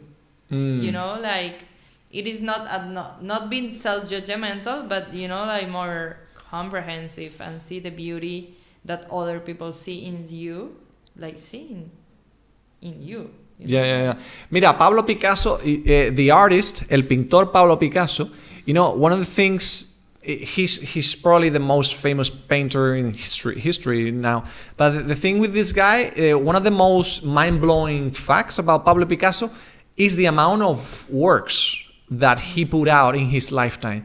Besides, him being like the leading inventor of Cubism and all these, early 20th century painting movements and stuff, the amount of works, the guy, there was a calculation. Apparently, he probably, I think I read it somewhere, that he created somewhere like between a quarter to 500,000 works in his lifetime. That's like I don't know the average, but it's a crazy man. Like every day he either painted or sculpted something, or he did something, some artsy stuff, like maybe 50 works every day, boom, boom, boom, boom, boom, non-stop. Of course, a lot of those works were not so good, but he just felt the need to create constantly, Constantemente creaba y creaba. De hecho, muchos, como ahora es tan famoso, todavía se encuentran trabajos en basements o como en casas antiguas de no sé qué, porque lo tenían escondido, alguien que se lo regaló, ¿sabes? Y lo tienen como guardado y lo encuentran y ahora vale 100.000 euros. Una mierda que hizo en 2 minutos en su casa, ¿sabes lo que te digo, no?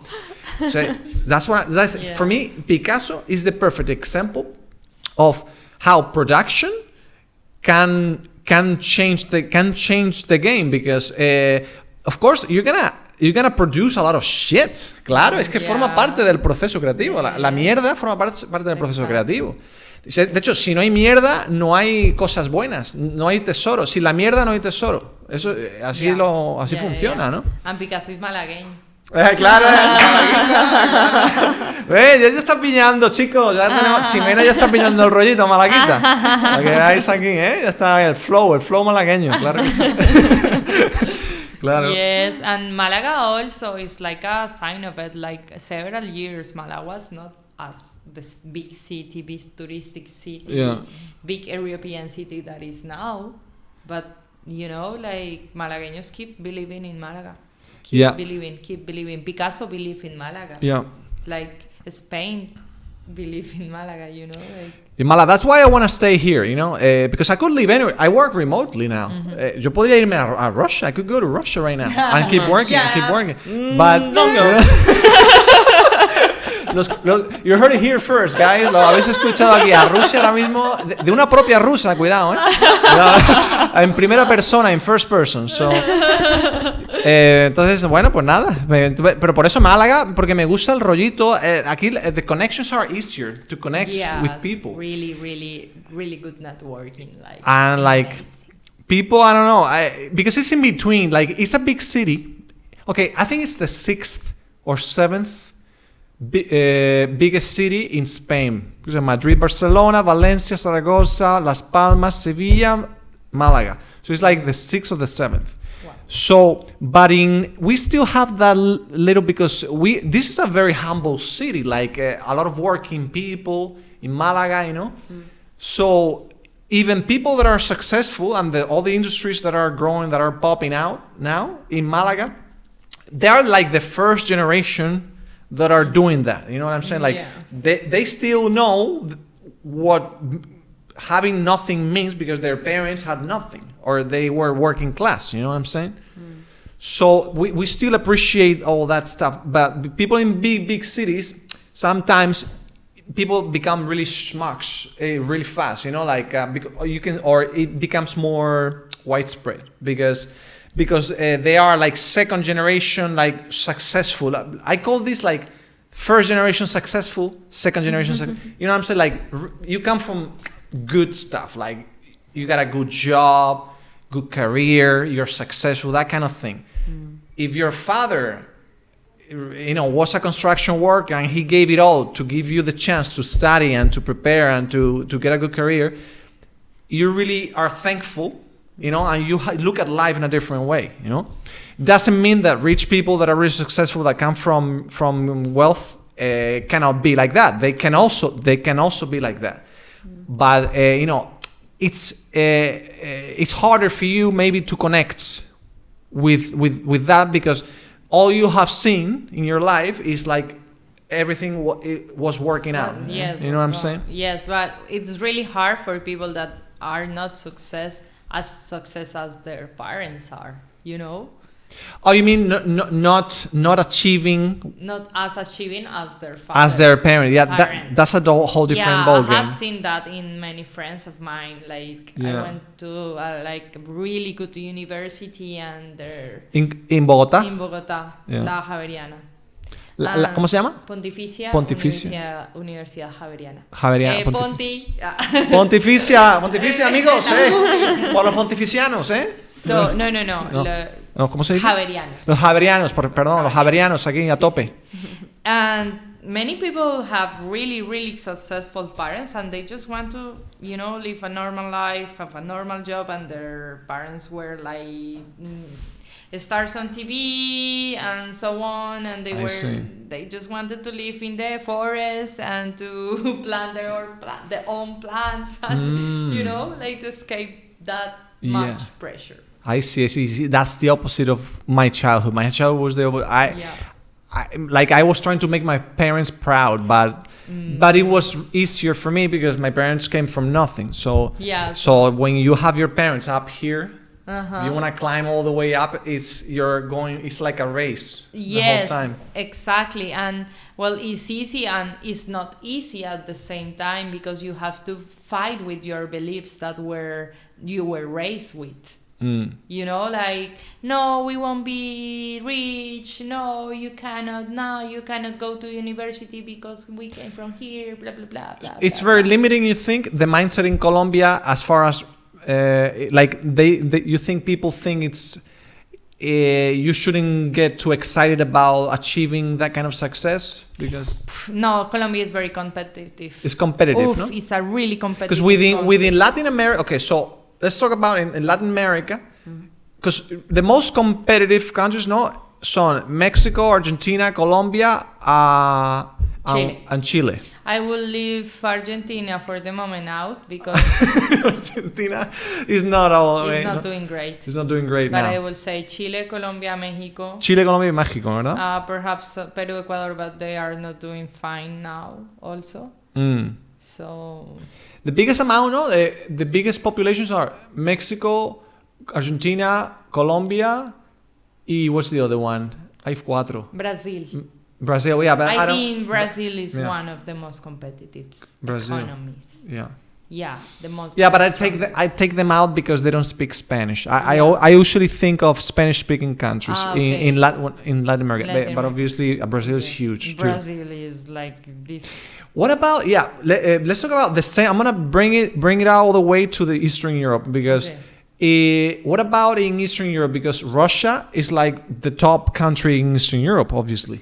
But what about the economy? How do you see? Do you think Russians look down on other Eastern European countries, or the other way? Do you think other Eastern European countries like Hungary, Poland, Czech Republic, all those look up to Russia and they always praise Russia and they say, "Oh, we want to be like Russians"? No. You don't think so? No. I think we look up to Europe. You look up to Europe. Yeah, we look up to Europe. When you talk about Europe, you mean UK, Germany, Spain, or like that kind of thing? France, Poland, all these countries. Yeah, I would see. say that we look up. But come on, our economy is super bad. super bad. What's the number one country that Russians want to go to in Europe? Like you would just say UK, Spain, France? Italy, France. Italy and France. Oh, that's interesting. Really? Yeah. I would think it's UK. Yo pensaba que iban a decir que iba a decir. We have a lot of problems because we need to make a visa and it takes more time. Like it takes a lot of time and it also costs a lot. So it's easier for us to go to Europe, even though I think I read like it's 80% of Russians never traveled. Wow. 80%. Yeah, no? it's like only 20% has like more or less. I don't remember exact numbers, but it was like incredible. Like the difference that only like 25% has international passports. And it's like my neighbors in Russia never traveled in their life. There are a lot of Russians. Right. Russia is huge. 150 million, no? 150 million. And it's like they never seen anything. But I think behind UK, this bubble. Wow. So is that means 150. So that's 120 million Russians that never got out of Russia. Like, it's like I have friends who never been abroad. Wow. And it's like they are not from poor families. It's just like it's not like very common like to travel like the whole world. I will like my parents they really adore traveling, so I think thanks to them like when I was a child I was traveling a lot, but around I don't have a lot of examples. Like, I think it's the same in Spain. I think it's the same, Yo creo que el 80%, ¿verdad? El 80% de. Yeah, and here when you ask people like like all the abuelas like where have you been, like what like countries do you like, they like. I was like just in Malaga. I was born here. I love it. I went once to Madrid. Yeah, once 10 years ago. And then my father's to Barcelona. See, it's like Claro. They're very comfortable there, so they don't need to travel. But it's also like it makes you open-minded. Come on, like you need to travel, guys. Yeah, it's here like, in Europe it's so easy, cheap know, like, to compare. Easy, like I cannot like. Blowing. I'm just curious. I wanna visit Russia. Because I'm not saying like don't go. Of course, like go. It's really beautiful. I'm not saying you're really making me think that it should be a good place to visit to see it by visit, myself. for sure. To see it by myself Yeah. and see. It's completely different. Like it's like now, like you go to Morocco, it's like another culture, other people. So yeah, no, it's I don't want to say don't go. You go, you see by yourself. Yeah. You will be impressed by a lot of things for good and for bad. Also, connections. With how is connections in I'm talking like friends, just making friends in Russia. Do you think for me being Spanish, for example, do you think it would be really hard for me to You get? need visa, as I know, you need visa. I need a visa. Yeah, of course. Oh my god. It's not that easy to go to Russia. Let's go to Yeah, Russia go for to vacation. Let's go to Russia for the weekend. El fin de semana, el fin de. Yeah, I think you need visa. Okay, so first I'm gonna get a visa. I get a visa, and then to get a friend, do you think it will be really hard for me to get friends? Like Russian locals, like someone from. They don't speak English, first of all. They don't. We don't speak English. Like my generation maybe started to, but no, the people don't speak. Your English is pretty fluent. So do you think you're an exception? Yeah, because I've been studying English from like when I was from right, childhood. and also you studied in Finland. Yeah, so. and I was studying in Finland. I see. Yeah, my parents always wanted me to study Go, English. go, Go. So Get you, out of the freezer. When you come to Russian, like I would say, like no one is speaking English. really except like hotels. 90%, like Wow. Yeah. more than 90% of people. Definitely. Yeah? So you will be lost a bit. Okay, need so a you friend. really are an exception then. Yeah, like I mean, my friend speak, but not like fluent, A2. But because at school our education is not very good, I would say. So English is also, and unless you travel, no. Right, but you studied business management and administration. Yeah. And so what you didn't like it to work In doing Finland. in Finland. Yeah, or- I have like 2 diplomas. One is financial management, where I will never work in this in this sphere. No. Finances. No, like no. Because you don't like it, or No, my parents wanted me to study, but it was after high school. You have like I had I think 3 months to decide what I want to do. Come on, I'm teenager still. I'm 17. I don't know. I don't have any. Yes, clue you what I need to want do figure with it my out. life. You need to figure it out. Yeah, you need this gap. That's what I like in America. Gap They year. have this gap Gap year. year. We don't have it. So you just just get out from school and you're like, okay, decide. What do you want to do the whole your life? Like, what career do you want to have? I want to be rich. I want to relax from Yeah, school. exactly. What were you? 23 when you finished? 23, 22? 23, no? No, 22 or 21. 22, even. 21 when you finished the degree. Yeah. So it's like 3. It's what is it? 4 years? I already here for years, so yeah. Okay, so 21 then. Yeah. 21. Yeah. So you have been just working mostly teaching English in Russian. and Russian for the kids. 4 years. Yeah, online remote, but I'm teaching Russian kids, so that's Okay. why we speak Russian. Okay. Oh, so you teach Russian kids Russian And English. and English. That's but cool. I'm working only with Russian kids. Yeah. But so if you go to Russia, be ready. No one will speak with you in Yeah, it will English. be very difficult. I have to bring you as a translator. Yes. That's cool. And most of the Eastern countries are like that, like Hungary and so on, like most of the Eastern countries, like Hungary and so on. They like. Do they come to? No, they or what don't. you want? They don't speak much English. No. Hungary. Hungary is not Russia. Yes, I know, but Eastern, okay, Ukraine, for example, we speak. Ukrainian understand us, and we understand them, but not all words. But in Ukraine, they were taught Russian at schools, so that's why they can speak Russian. But we don't speak Ukrainian. We understand, but we don't speak. Belarusian, we are super similar to Russian. So basically, these 3. It's like Spanish and Portuguese, no? Something like that, no? Yeah. Similar. Or Italian, or Spanish and Italian. Like you can get some. Però che cosa? Che ti passa? Che cosa? Perché? La bella cura. Bella. Buongiorno, no? E giorni, oggi. Oh, il mio cuore batte per te, bella. That's like the pickup line. It was like the first line that I ever learned in Italian. Okay. Il mio cuore batte per te, bella. That is when I was like 17, Okay. Something like you broke my heart. or something? No, like my heart beats for you. Ah, okay. It means my heart beats for you. Beautiful. Beautiful, yeah. Ma che bella, yeah. It's like the cheesiest line yeah, ever. like very Italian Mediterranean. It's like it's like the perfect line for a 17-year-old in a club, in a nightclub. Yes, like no. Okay, no. And the intonation. All right, so the other topic, another topic that I wanted to bring up. Okay, internet challenges. Of course, I'm sure you have seen a lot of internet challenges somewhere on the internet, on TikTok and Instagram or whatever, YouTube. So, but I want to talk about like uncomfortable internet challenges. So these are challenges, because people do all kinds of challenges. But there are challenges that are really crazy.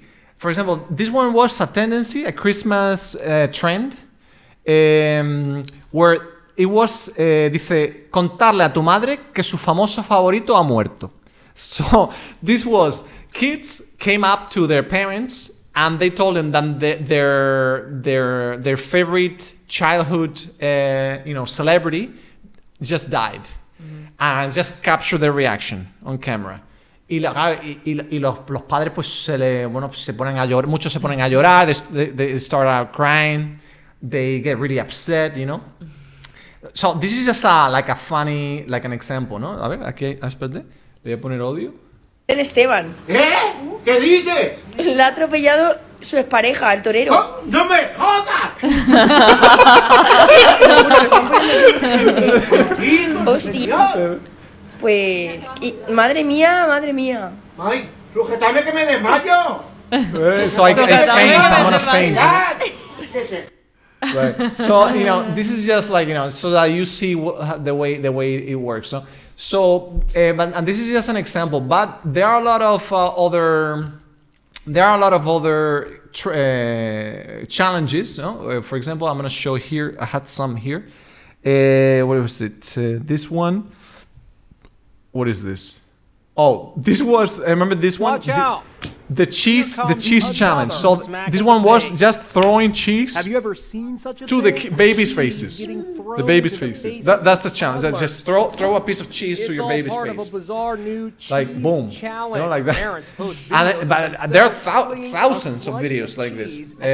People just straight up throwing cheese at babies' faces, right? So I just want to show you another one where we will talk about this now, but. Here, dangerous TikTok trends you should never try. So, for example, because this is like there's so many challenges, like putting NyQuil in chicken and then serving it and just eat it, or what was this? For example, the penny challenge where you put a penny in a plug. Oh my god! Stuff like that. All kinds of stuff. Throwing. What do you call this? Water. What do you call this? Canicas. Las canicas, sí. Bueno, so canicas are those bowls that you play with. Like the glass bowls. Glass bowls or whatever. Bueno, básicamente lo que quería hablar con vosotras era, do you think these challenges should stop or should they be allowed? Because there are a lot of challenges that are really dangerous. For example, there was one like about eating spicy cookies. I don't know if you heard that one, where they eat. Look, eating spicy cookie challenge. Look. Spicy cookie challenge. This is just a really spicy cookie. So these all claim to be the world's hottest chocolate. So Where you buy them. See if I react. I'm just gonna throw it because I hate the reels because you cannot stop them. You buy them and of Amazon, but there are a lot of people that had to go to the hospital because of the cookies. Yeah. Everything. Don't make it drop. All right. Look. Yeah. Oh God. And they start like having cramps and throwing. 10, people even throw up. 9, 8, 7, 6, And the Five, challenge is four, to keep it as long three, as you want without drinking water. So that's the one. challenge. Are you with that? Drink it, man. Drink it. Right? So, but some people, most of the times it's okay because people just throw up or people, they get sweaty and all that and they cry. But some people, there have been some report cases where people go to the hospital. So I wanted to ask you, what do you think about challenges in general on the internet? Do you think this is like stupid stuff, or do you think it's okay? It's just a fun way to entertain yourself and just to have fun? Or do you think some dangerous challenges should be stopped, should be banned, straight out banned? Yeah, I think it should be stopped because TikTok is such famous among teenagers, among children. So yeah, definitely. No, that's stupid. Yeah. Did you hear the story about that couple that killed the guy? Couple killed. No, ¿cómo era? Shoots in YouTube video. Wow.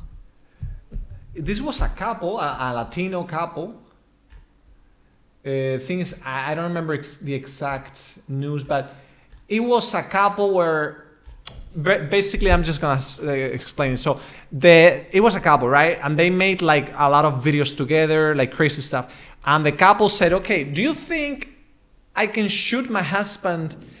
He put a Bible on his chest, right? And they actually trained to do the video first because they shoot with the gun to the Bible, and they saw that the bullet didn't go through all the way. It didn't go through on the training, on the rehearsal. But when the guy put the Bible on his chest, the bullet actually went through. So the girl killed the guy. No. Like in a video. No. Straight up.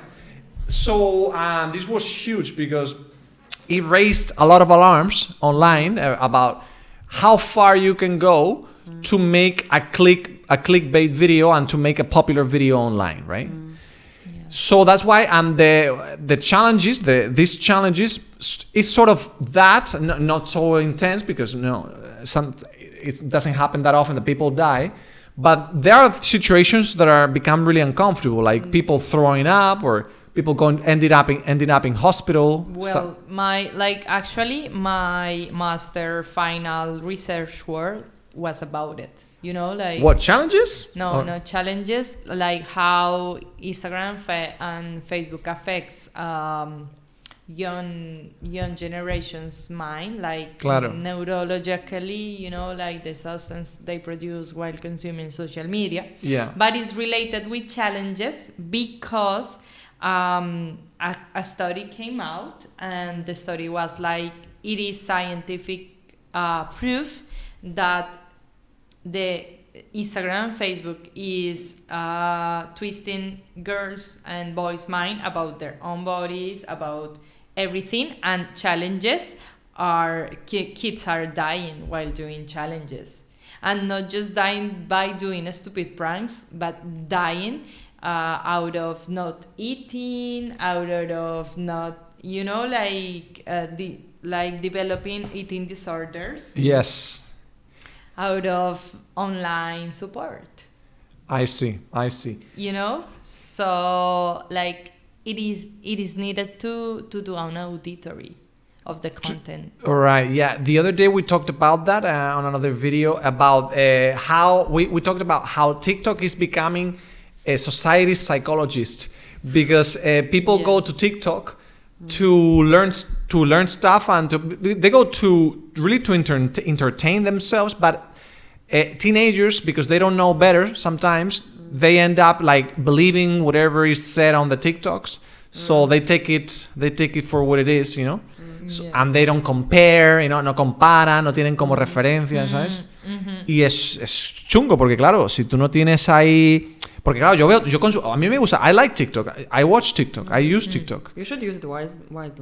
You can find useful information there. Exactly. TikTok, there are plenty of cool videos. Conscious. Yeah. There are plenty of cool videos on TikTok. I love it, but I don't go like crazy. I don't spend 2 hours straight like watching compulsively. I don't do that.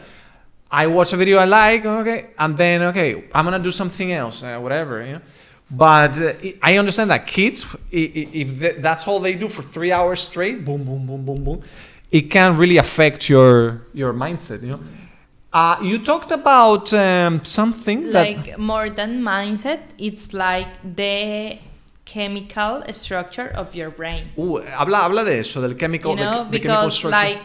like when we were living in tribes and everything, like miles. Hunters and gatherers, no? Cazadores y recolectores. Exactly. So we, like, our brain understood that in order to survive, we need a community. So every relation brings out a little bit of dopamine. Okay. You know, to make us survive. So, hello, hey, you're so nice. Oh, dopamine. Oh, you're so cool. Dopamine. So I like that. Yeah, dopamine. Dopamine. That's gonna be the next TikTok dance. Give me Dopamine. So every human interaction that is, nice, brings dopamine to our brain. So we need like an amount of dopamine to keep living and to keep surviving. Keep motivated. Yeah. What happened with social media? Like with social media, every like, every comment, every share, everything, it's dopamine. So our brains are designed to have this amount of dopamine, and the kids are receiving this amount of dopamine for a brain that is used to have this amount of dopamine. So when they receive this, and then in the next post they receive this, they are asking what is wrong with them. Okay. So as we grow up with a society that doesn't have social media because it was invented like spread in 2011 or something like that, Mm-hmm. their brain is growing up differently.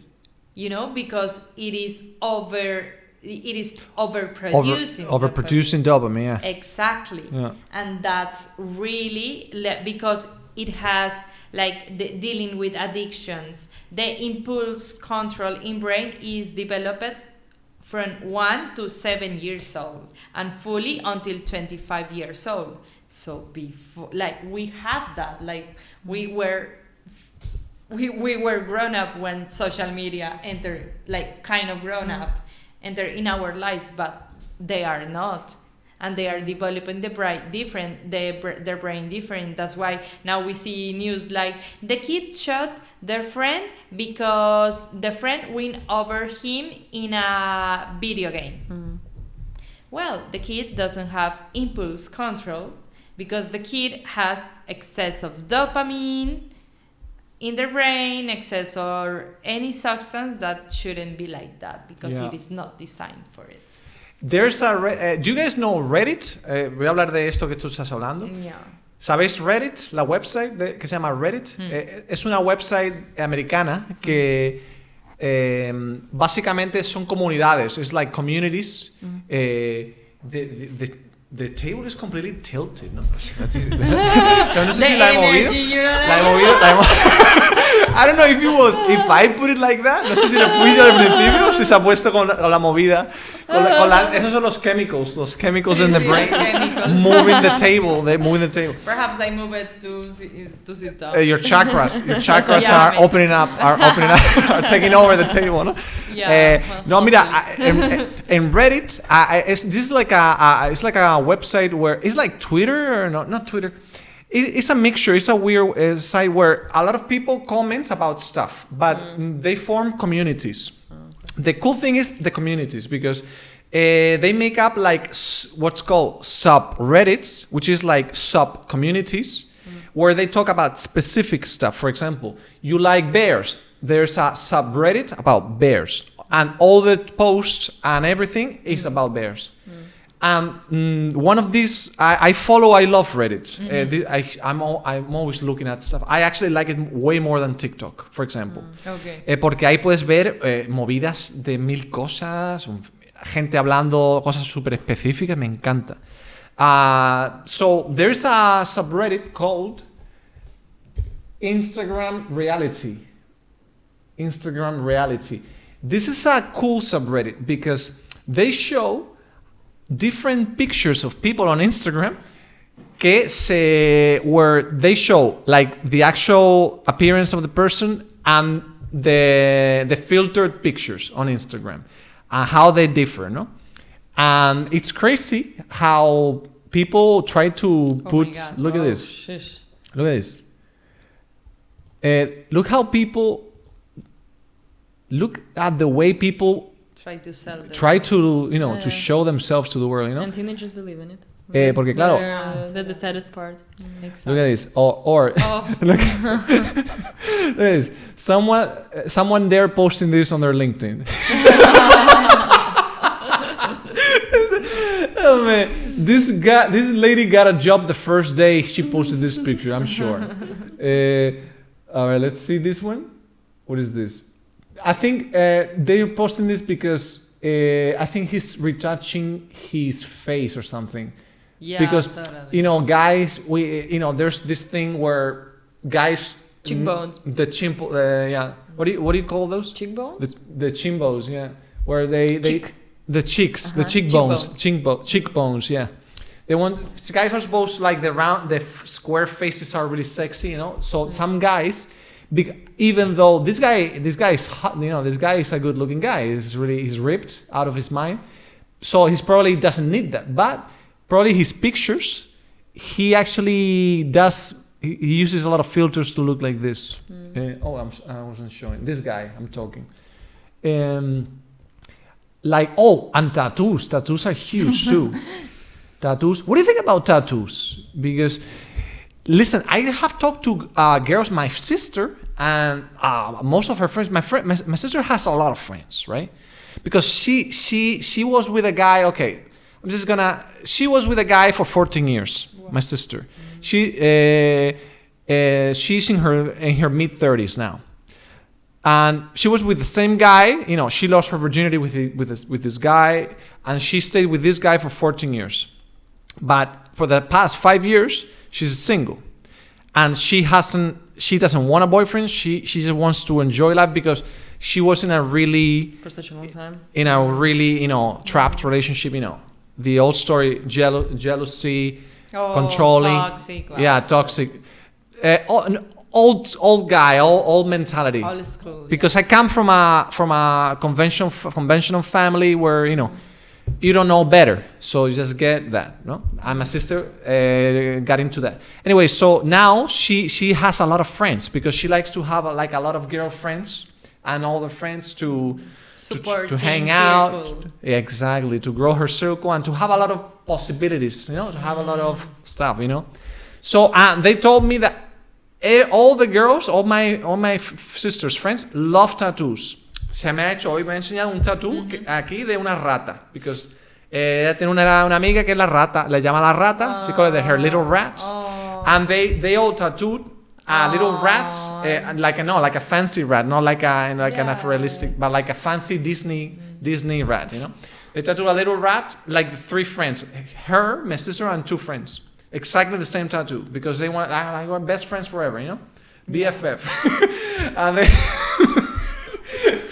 hey, sounds really mature. Yeah, but and my sister, in her mid-30s. So that's where I come from. That's why, and I'm the crazy guy in the family, I'm the crazy one, I'm the crazy one. Yeah, well, perhaps she would have to buy a rat or something. Anyway, so they love tattoos. All my sister's friends love tattoos. Do you think tattoos are mature, or do you think it's like a trend, or what do you think about tattoos? Do you like it in guys? Do you have? Yes, Tú tienes tattoos. Yo no tengo. I don't. Tattoos. I personally don't. I mean, it's cool to see it, but I'm not. I would never have a tattoo in myself, in my body. No. If my girlfriend has it, if she likes it, it's okay, I guess. But I don't go crazy about tattoos. I don't know. What do you think? What do you think about tattoos? I don't want to offend, and it's just my personal opinion. I'm straight. I think that girls' bodies should be clean. So that's why in my culture it's not Okay. very common. Yes. And I personally, I like some tattoos on other people. I prefer but non-tattoos. I wouldn't do personally. Yeah. Yeah. So and in guys either, no? You like to see to compare with Spain, I wasn't shocked when I came because like almost everyone has tattoos. Right. And it's so it's so normal. Yeah. I mean, they can make sense sometimes. I like because if it like it really like means something, a person explains, it's like wow, it has a story. But honestly, mostly it's some bullshit. Yes, it is. Why it do is. you put it? It's usually it's like clothing now. Tattoos are like it's just something to look cool. You want to look cool. You look like a cool design or something. And listen, I totally respect it. I mean, everybody needs to do. Everyone wants to do whatever they want. But to me, like in my body, never. That's for sure. But if like I'm not gonna not like a girl if she has tattoos. But if because of course I'm not gonna fall in love with a tattoo. That's the thing. Yes. But if I was given a choice, I prefer a non-tattoo body because it's like boom, like just that's the body. That's like the way it is. Well, like when I like my tattoos, like I have it because they, as you said, like they are really meaningful, and the things that mean, I know that is something that is unchangeable in my life, like completely unchangeable. What is unchangeable? What is unchangeable? Unchangeable, that que no cambia. No, ya, pero ¿a qué te referías? ¿O de qué es vale, unchangeable? por ejemplo, le pongo un ejemplo, o sea, aquí, Oh, it's just a circle, straight up. Just a circle. Straight up, okay. Yeah, and it means unity. So, okay, that's enigmatic though. Yeah, that's that's enigmatic. To remind me, we are not separate in the real. We are unit, and as he said, like your best friend is God because God is in you. But God is not only me. You are God. You are God. Everything is God. Unity, and we tend to forget that. So this tattoo is to remind that we are part of the everything is in the same package, no? Exactly. We all belong to the same thing, no? Exactly. We have the illusion that everything is separate and we are different from the other person and we are better, worse, and everything, but no. Is that the only tattoo you have? No, I have several. Several. But everyone like with very, very deep meanings. And like I did it for spiritual meanings. Can you show the tattoo to the camera so that people can see? Speak to the camera because otherwise it's not gonna show. Hello, this is my circle tattoo, and I will show this, which is really, really beautiful. Yeah. This. Show it there. Boom. This is an eclipse, and it's to remind me to let go. And show the circle, the other one, the say unity. Something. Say something. Yeah, this is the circle to remind me. It represents unity, no? Because we are not separate. We are united nice. in the reality. That's cool. Because that's gonna be a good clip, Yes. so that people can see it. But like in the spiritual, when I get deeper in the spiritual realm, they say things that you are saying. Like a tattoo, it's like a wand, and it's something that opens your skin and leave like. If you don't correctly close the tattoos, your energy goes away by the tattoos because there are open wounds. Like when you do a tattoo, this is a scar. Yeah, it is, yeah. So when I feel that my tattoos are itching a lot, they are completely healed, like years of healing. I do this, to close the energy because it's the energy is strong, is going outside. Okay. La energía es muy importante, ¿eh? Energy is is everywhere and is everything, no? Really, no? Money is energy. Money is energy. Money is energy. Abundance is energy. Everything is energy. Like when you discover that, you will. Have you ever? Okay, I'm gonna use energy to ask you a question. Jania, I'm curious. Have you ever been in a situation where you have met someone new that you have never met before, and you kind of feel an energy that you don't like, or the opposite, that you say, oh, this person is really cool, but you never met this person, and like instantly you feel the energy. Yeah, of course. And I believe in vampires, energetic vampires. I literally believe in it, and like energetic vampires, guys. Can you elaborate on that? Yeah, it's like when you communicate with people and you know that after, you feel that after meeting you're tired. It actually happened with my friends, and then when I stopped, I felt better after. So I will your friends are always complaining, like they asking for your help. Yeah. And it's like you want to help as a friend, but if it happens too much, you feel empty after conversation. So with some friends you can talk 3 hours and you feel this, you exchange the energies, but with some people you talk and you're like, I don't want to do anything after they the call, treat you as a therapist. Yeah, ¿no? Te tratan como un psicólogo. Sí, sí. So and I believe in bad energies, good energies. I think you feel it. More people you meet, I think you more you understand. It's through experience, but definitely believe in. Yeah. That's really cool. The energetic. I never heard the term, but I like it. Energetic vampires, ¿no? Vampiros energéticos. Eso está guapo. Hay un tío, se llama Ty Lopez. This guy. I was gonna show here. This guy, Ty Lopez. I'll show them.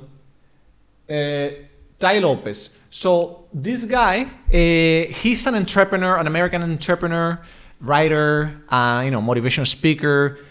He pretty much he teaches people how to be successful. He's kind of Tony Robbins, but he's more like money making guy. He wants to teach you how to make money and all that stuff.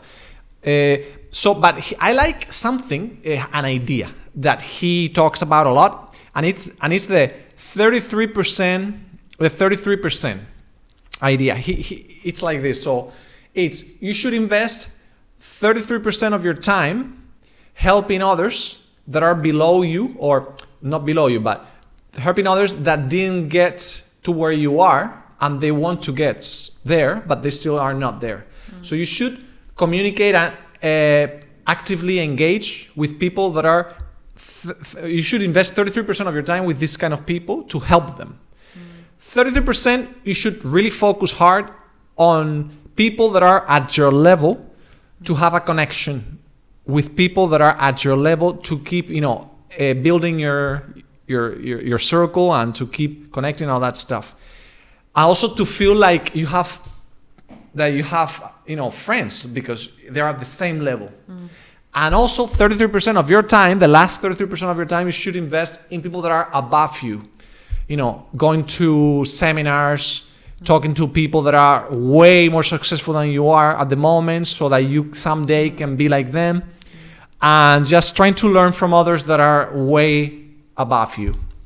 And he relates this to energy, because energy is everything, because you don't want to focus all your energy with any of these things, with any of these groups.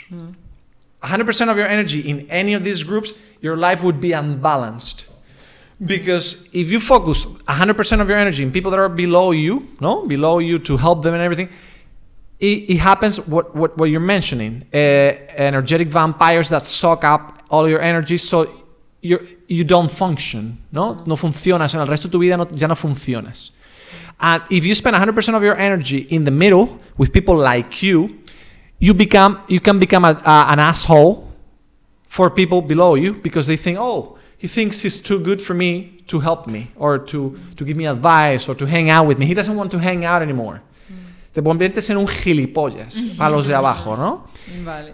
And if you spend all your day hanging out with people that are above you, then you become an asshole for the two groups below. People that are at the same level and people that are below you. Dices tú, este tío que se cree que es Bill Gates, que se cree que es tal, ¿sabes? And your neck hurts when you are always looking above. Y eso, and it's taxing. Te taxa la energía, it drains your energy, te drena la energía todo el día pensando, quiero ser el puto amo, quiero tener $1 millón, quiero montar una empresa que gane tanto. You know what I'm saying? That's why they said that as a companion of life, like a husband or wife or everything, you cannot have a person that you look above, neither a person that you look below. You have a person that you look straight in the eyes, like energetically. For the couple, you mean the person you share your love life with, no? Exactly. You need someone that you feel equal, because otherwise will be energetic. You know, like can earn more money. Interesting. But energetically. I agree energetically, but for example, as we like, or maybe Slavic woman, I don't know, you want to look at your man like that he is. Yeah. You know? But he has also to admire you. So Okay. you have this is a good one. Yeah. Exactly. You have perhaps you don't win the same amount of money because like salaries for women are never the same, but something that makes you outstanding. Okay. I agree. Good. That's cool. That's cool. Yeah, because I think that it's a big difference. It's a big clash between the Eastern European mindset and the Latin mindset, especially for the relationship with men and women. I think it's really different because what you said. Because I think Eastern European women want to look up to the men that you're married to or your boyfriend or whatever. I don't want to be equal. This is like for me inside. I can't imagine if we are equal. Because you would feel like I should. I want him to be better. Yes. That like I will have this like. You feel to admire him or like to look up to him So. Because you would feel like you didn't get the right guy. Like I can get better. Like your self-worth, it would affect your self-worth. As a woman. No. But energetically, I understand like what you mean. Yeah. Claro. Well, what happened in Latin America is that like our grandmothers and before used to think like that, but the thing is like in the 20th century, like everyone was like, hey, I fuck you, I marry you, have my kids, and then bye. I will keep fucking with other women. So the woman has to be the father and the mother and raise all the kids by themselves. So our mentality now is you have to be the mother and the father because you don't know when the man is going to leave you, because he's like the most probable is that he will. So you have to be the same or better. You need to watch out for all the possibilities there. Yes, and like if you want to have kids and a family, because this is great stuff. Actually, it's a great way to end the podcast. This topic, because I think it's a topic that everybody really has thought about at some point in their life, because it's a really important thing to think about in general. And listen, guys, I really appreciate you coming over. This was really fun. Hopefully, I can come up with more topics for future podcasts, and you know that you're always invited. It doesn't matter. Right now we are 2, but I can get up to 5 people here. It's fine, so no worries. Pues nada, yo encantadísimo de tener aquí a Ximena y a Jania. Y espero que hayáis disfrutado del contenido del podcast, de todos los temitas. Habéis aprendido un poquito de inglés, español también. Y can you say bye to the audience in Russian, just to... Всем спасибо за просмотр, всем пока-пока. Venga, lo que dice Jania. Nos vemos. Hasta luego, chicos. Chao, chao.